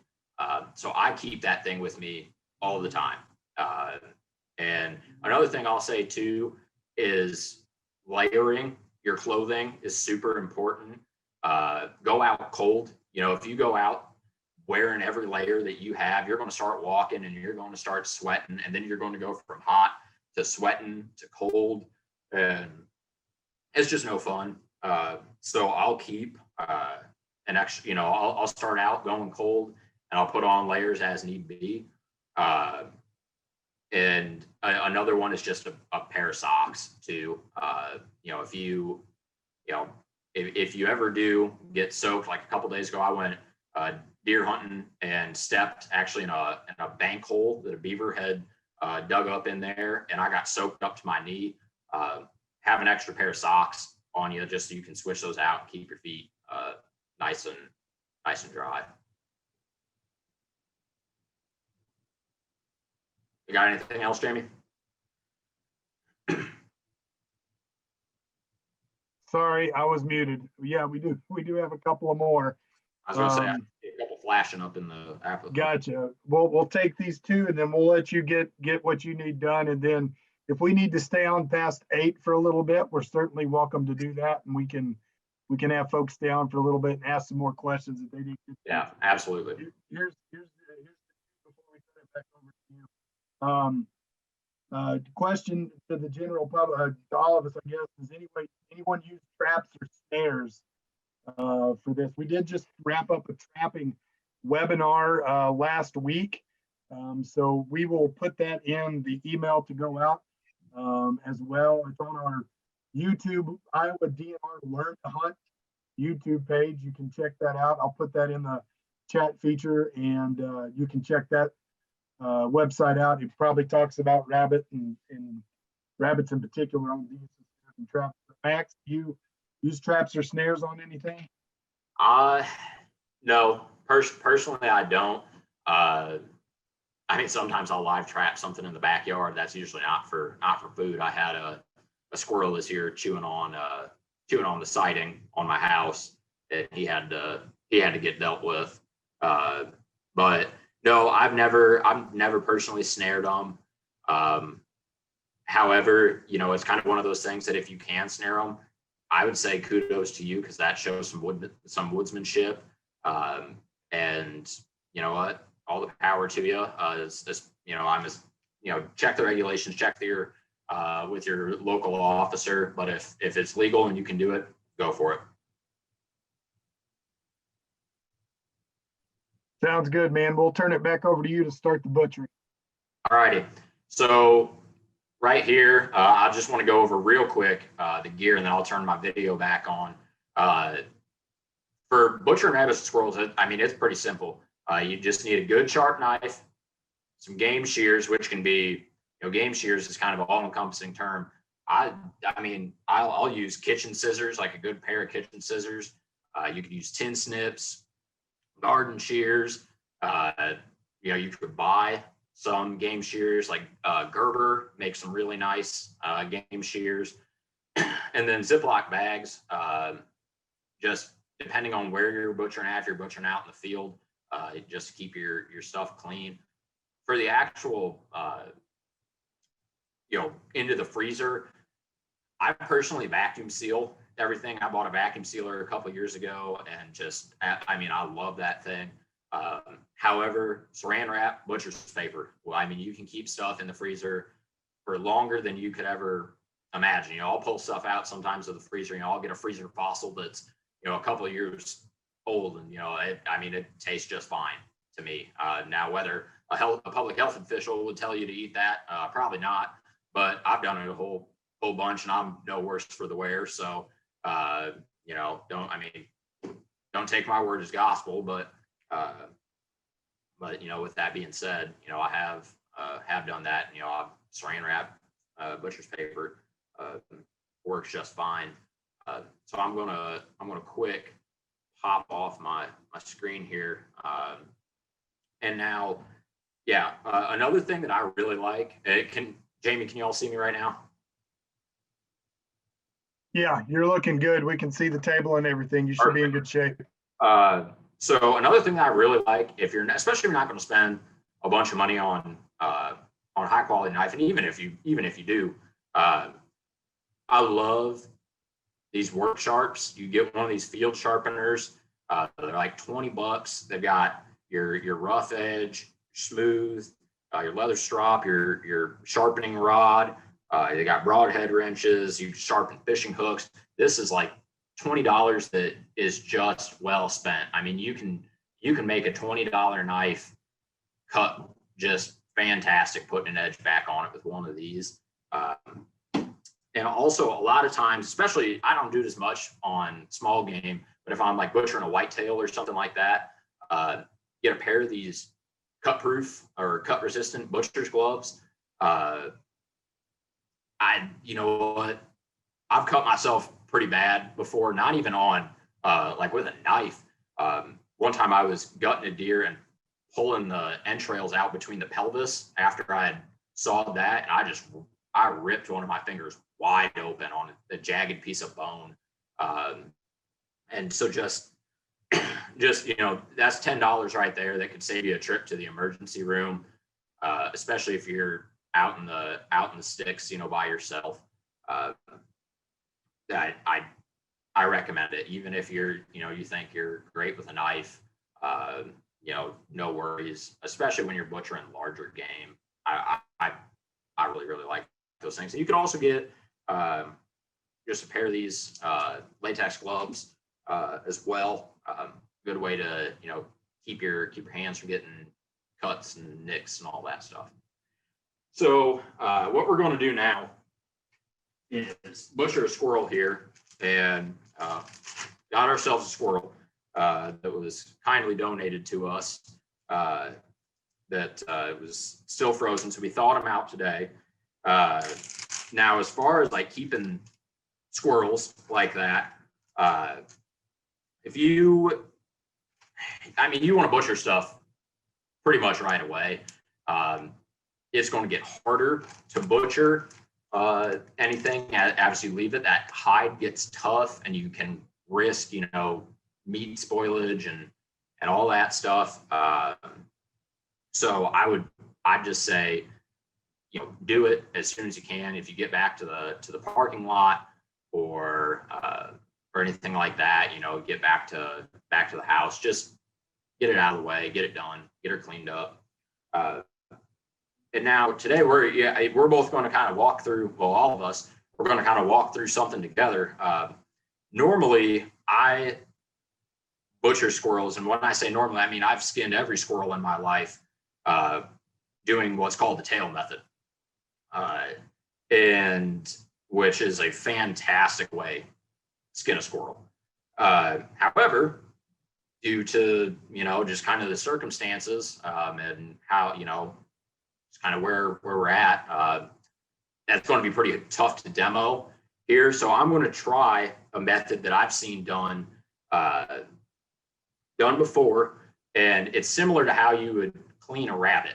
Now, rabbits and squirrels are a little bit different in terms of just the thickness of their skin. A rabbit, you can literally grab that rabbit by the back here and just pull him right in half. I mean, you can skin them without even having a knife. Squirrel, not so much. Squirrels, actually, a lot of times it'll kind of shock you, because if you shoot one with a shotgun, a lot of times you'll find pellets that either didn't get through the skin or they hardly got through the skin. Those squirrels, they've got some tough hide on them, especially your fox squirrels. Their fox squirrels are bigger than your gray squirrels. They're a little bit tougher, and especially as you get further on in the year, you know, they kind of get their winter coat in and just get a little bit thicker. So I'm hoping that I don't make a total fool of myself right here, just because this is a new way for me to skin these. But hopefully you guys can take something away. What I will tell you real quick, I'll just kind of go through how you'd start on the tail method. So on the tail method, and there are some great videos on YouTube out there, and I'd recommend looking at them before you actually do this yourself. On the tail method here, you'll pull back the tail like so, and you can kind of remove some hair at the between the base of the tail and above the anus. And what you'll do here is you'll start, you know, kind of in this area, and you'll make your opening cuts, and you'll break the tailbone, and you'll kind of work up the squirrel. You want to separate the skin from the meat so that you can get a good clean pull. I think that's an area where a lot of people mess up, and I've done it plenty of times as well, is you mess up if you get too much contact between the skin and the meat, and you end up, instead of pulling hide, you're pulling meat, and you don't get a good clean pull. And sometimes you just rip the tail off. You know, it doesn't go perfect every time. And I will say that, in my opinion, I think pound for pound, squirrels are like the toughest thing out there to clean.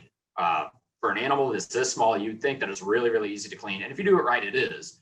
But there is, it takes some practice. You know, rabbit is real easy. It doesn't doesn't take much to clean a rabbit. A squirrel, however, does require a little bit more skill. So we're going to try with this guy here, see if we can make this work. So hope y'all bear with me. So what I'm doing right here is trying to pinch this skin and try and get a good fold of it away from his body. And then I'll see if I can make a opening cut here.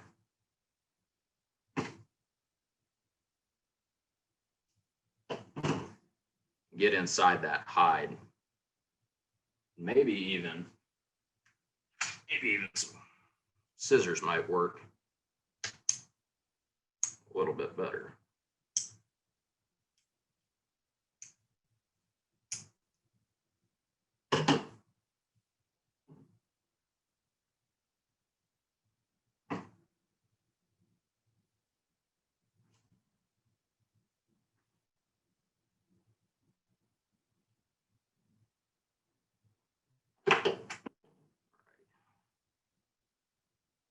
Might have ourselves an incision here. Thought I opened up a hole. Like I said, right, you know, like this hide, it'll kind of shock you for an animal that's this small, just how tough that hide can be. Got a little hole. Let's see if we can open her up a little bit more here.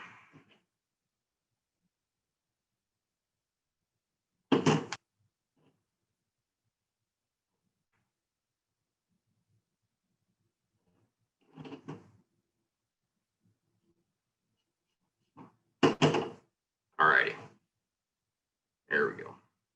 So when you're doing the tail skin method, basically what you're doing, and we'll kind of replicate it here, is you got basically your shirt and your pants.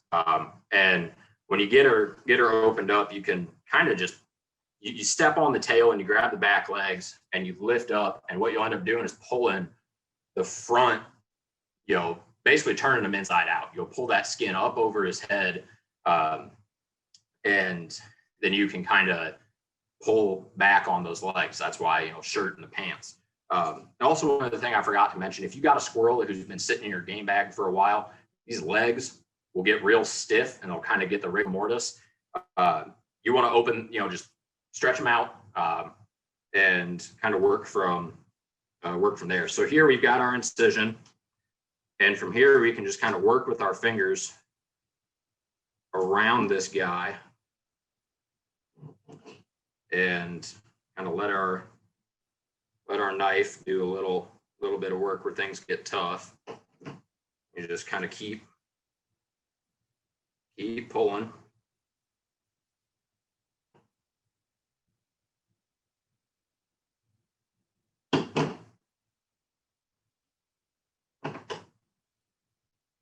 That's where you can even really use the scissors and just cut kind of around them.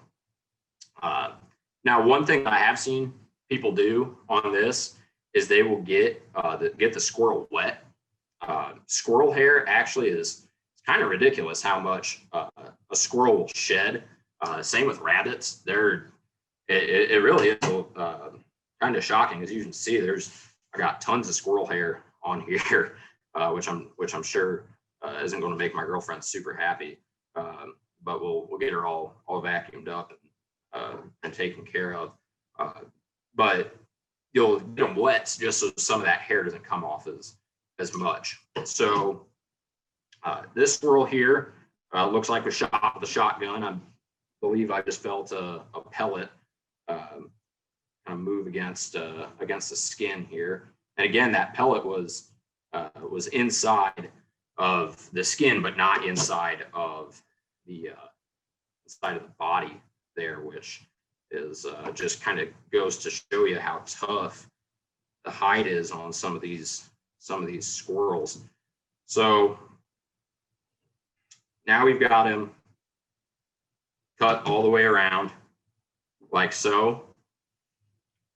Oh, and there's that BB. So I thought I could feel them.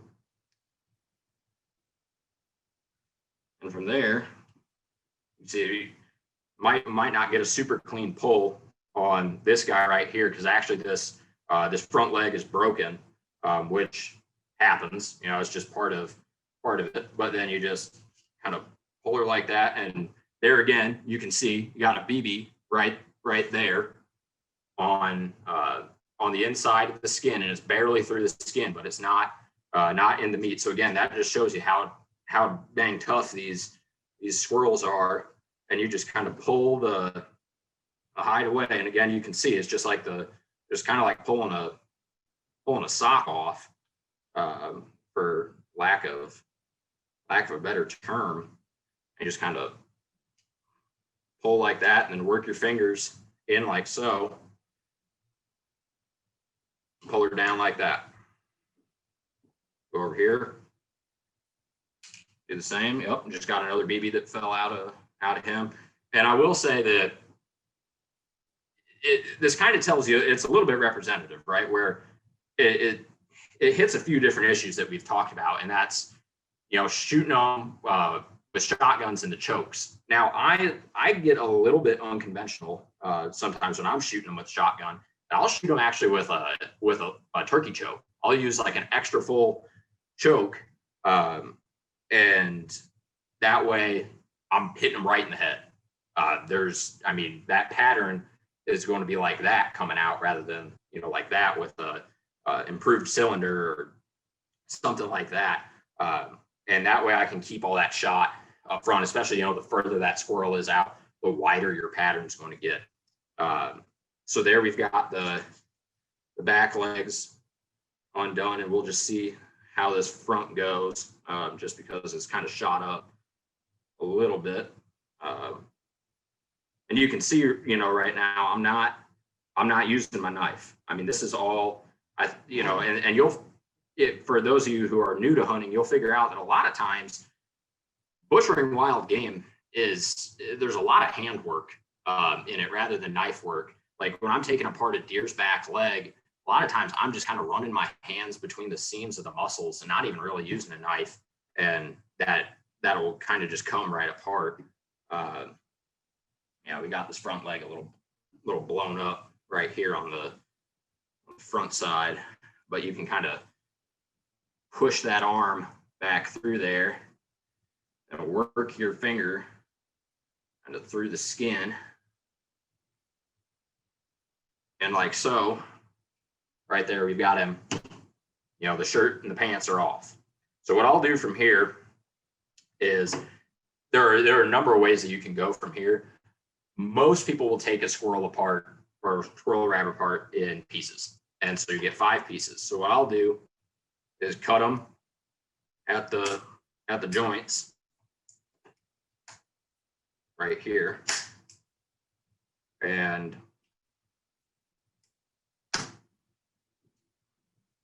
do that on all the legs, just kind of snipping them at the ankles and the wrists, more or less, like that. From here, you're just going to take your knife now and follow the seams. You know, a lot of times animals will kind of show you where to cut. Just follow those seams up around. You know, follow the contours of the leg. And then back here, you'll have this ball joint on the back leg. And you cut right through that guy. And there's one back leg. And then just repeat the process.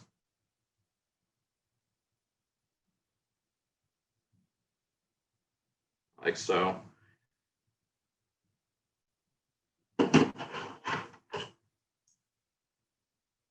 Got your other back leg. And now these front shoulders, there's actually no joint in here. It's just kind of ligaments and connective tissue. So you really don't need the game shears a lot of the time. So you can sometimes you'll get a little bit more kind of connection in there than what you're anticipating. But like see there, you just pull that guy basically right off. And that's the same with whitetails, rabbits. I mean, all that. It's just, there's no joint in there. It's just all ligaments and stuff like that. So here we got 4 pieces. We got our legs. And now I said you get 5 pieces off of one of these guys. And the best piece, in my opinion, is this back right here. That's the back strap on them. So you can feel where the guts meet the back there. And I'll make some incisions right along, kind of right behind the ribs. Go across the top of the back, like so. And you're just barely cutting in there. I mean, you want to be gingerly cutting in there would be the word that I'd use. Right there, just cut the tail off. And then you can follow, you can either use your game shears here or your knife. And then I'll just follow kind of where you can just feel. I mean, it's very delineated. There's a line where the muscle will meet kind of what's the paunch on it, and you can just follow that down. Snip the spine right there, and then you kind of slowly free that guy up.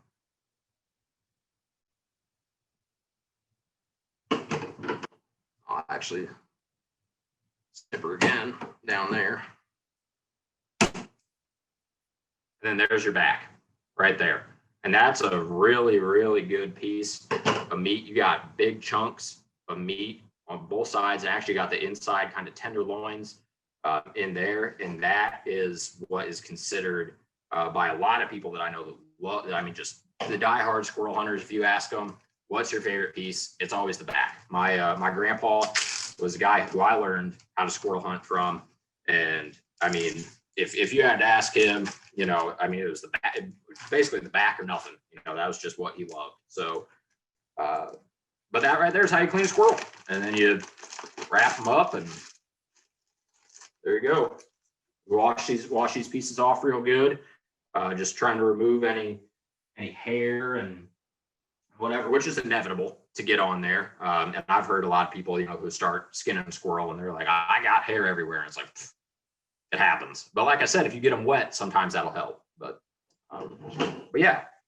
All right, Jamie, I'm sure we got all kinds of questions. I think I could see things kind of lighten up there on the side. I know that we're going over time a little bit, but I'm happy to stay on.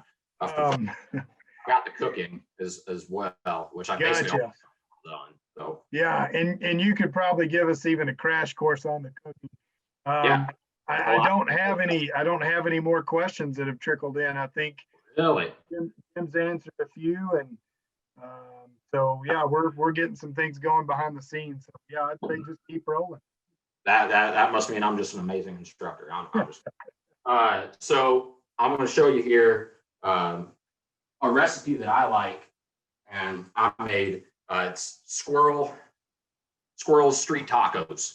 And now what I got here is a sous vide. And if you eat food, you should have sous vide. I'm telling you, this thing is just dynamite. Yeah, it'll make you know, the just wild game unbelievably good. All you do is you drop your meat, whatever it is, in there, and you just set this thing. What it is a controlled water bath. So you put it in your Ziploc, and I'll put it in there with all the the marinades or whatever I want on there. And you can set this thing to, like, for example, a venison steak, I'll set it at 129 degrees. I can set that thing for 3 days if I wanted, and it will hold that piece of meat at that temperature for as long as you want. And if you like go to like a Texas Roadhouse or something like that, and you get a steak, those steaks, or at least I have it on good authority, that those steaks are sitting in a sous vide, so that they just pull it out, you know, like whatever you want it at, you know, let's say you want meat, you know, medium rare, you know, 129, somewhere around there. They just pull it out and they just char it up on the on the grill, and then out it goes. So your meat's already cooked. You just want to put a little bit of char on it. So what I did tonight, I had some squirrels going in all day. Is I had the squirrels going in there, and in the sous vide. I took them out. I had them marinated, and now I have the recipe up on a slide, but it kind of tough to. I'll just put it up here just for 1 second so that you guys can kind of see what I was working with. I was gonna say too, we'll share it on the follow-up email for sure, Max. Perfect. We'll make sure it goes out to everybody.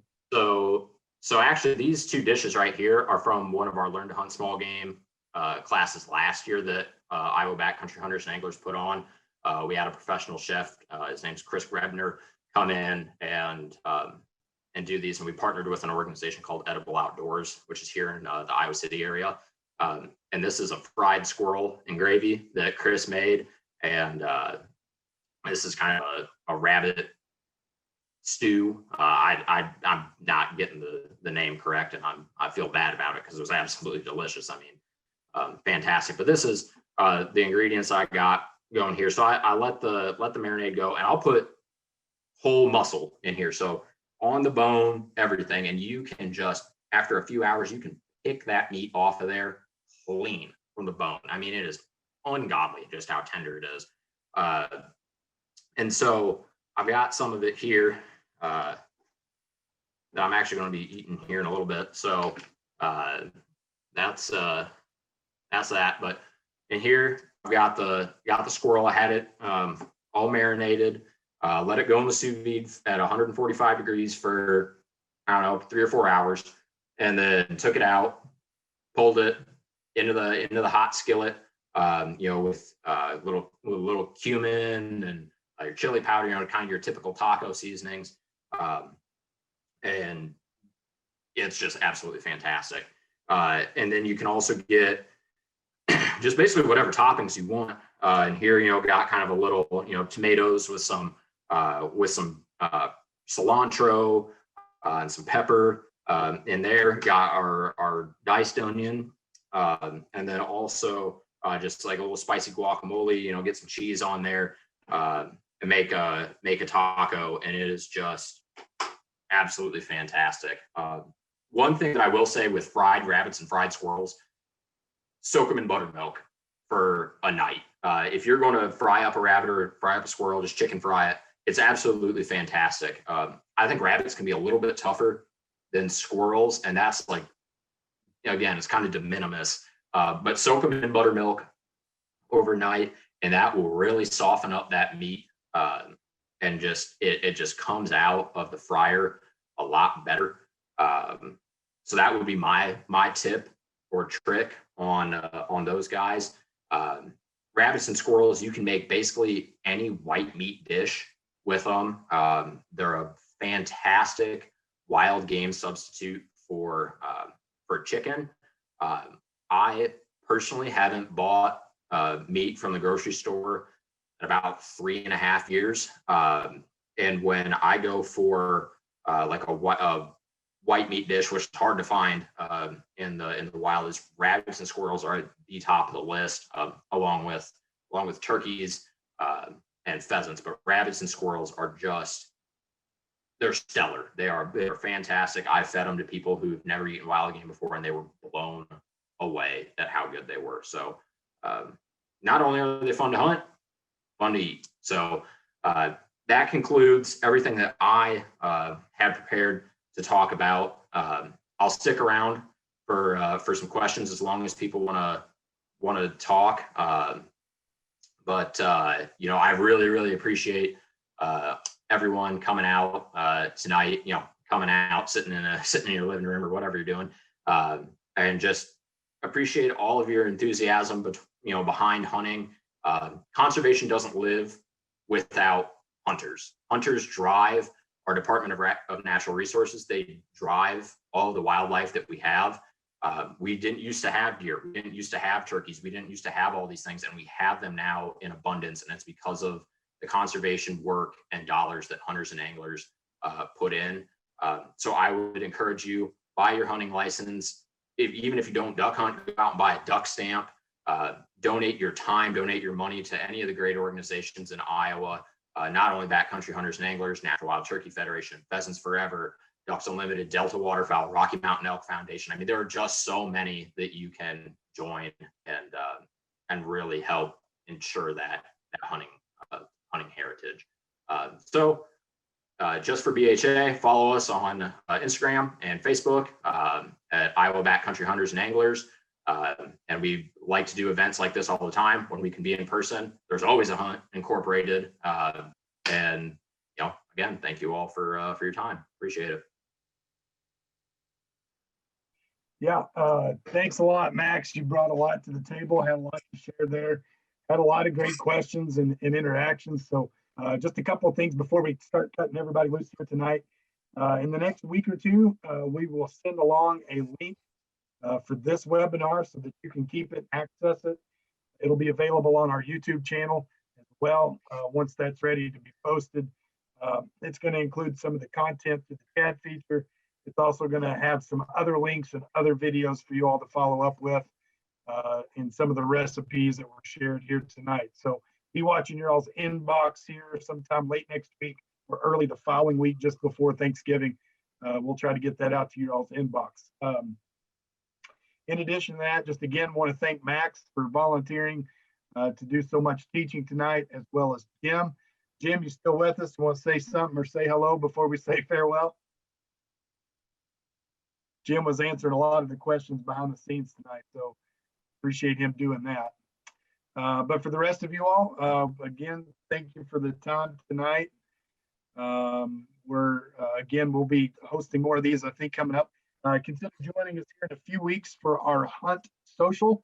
You can find that on the same page that you found our Learn to Squirrel Hunt class as well. You can go to iowadnr/learn to hunt and find out more about that Hunt Social. It'll be just an evening for some of us to gather around on our virtual media here, talk all things hunting, swap stories, swap tips, have some questions and answered. We'll have NGO partners on board as well as some local refuge and public land managers and some of our dedicated conservation.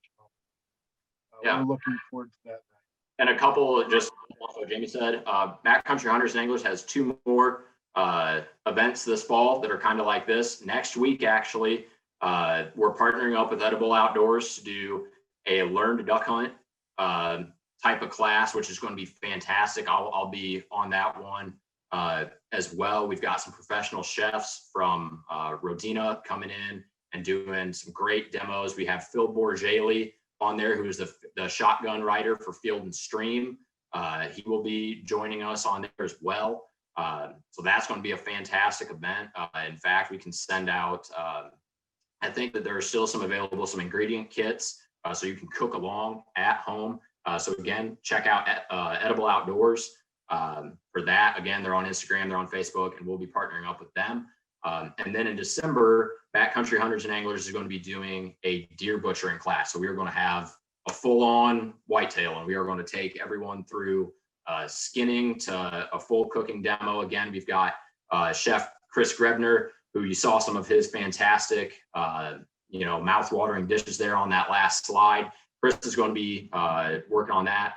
I'll be butchering along with some other folks from BHA, and it'll be again a really good event. And so, like Jamie said, check out what the DNR is putting out. The DNR does a great job with their newsletters and getting a hold of people, letting them know about these events. So check them out. There's more in the future. Thanks, Max. Jim, you got anything before we let these folks go for the night? I just want to thank everybody for staying with us so long tonight, and I will always put out there that if you want to contact me through email or my phone number is in the regulations book, be glad to talk to you about squirrel hunting and rabbit hunting. Be glad to look at your pictures and share stories with you. There's lots of squirrels out there, lots of rabbits, so let's get out and chase them a little bit. Sounds good. I need to get out there myself. I grew up in Kentucky and never hunted squirrels, and I've not hunted a squirrel since moving here, so I need to get out there myself. I need to take you up on your offer there. But anyway, thanks everybody for tuning in. We'll go ahead and let you all go for the night. And we appreciate you tuning in for so long. Take care. Bye, everybody.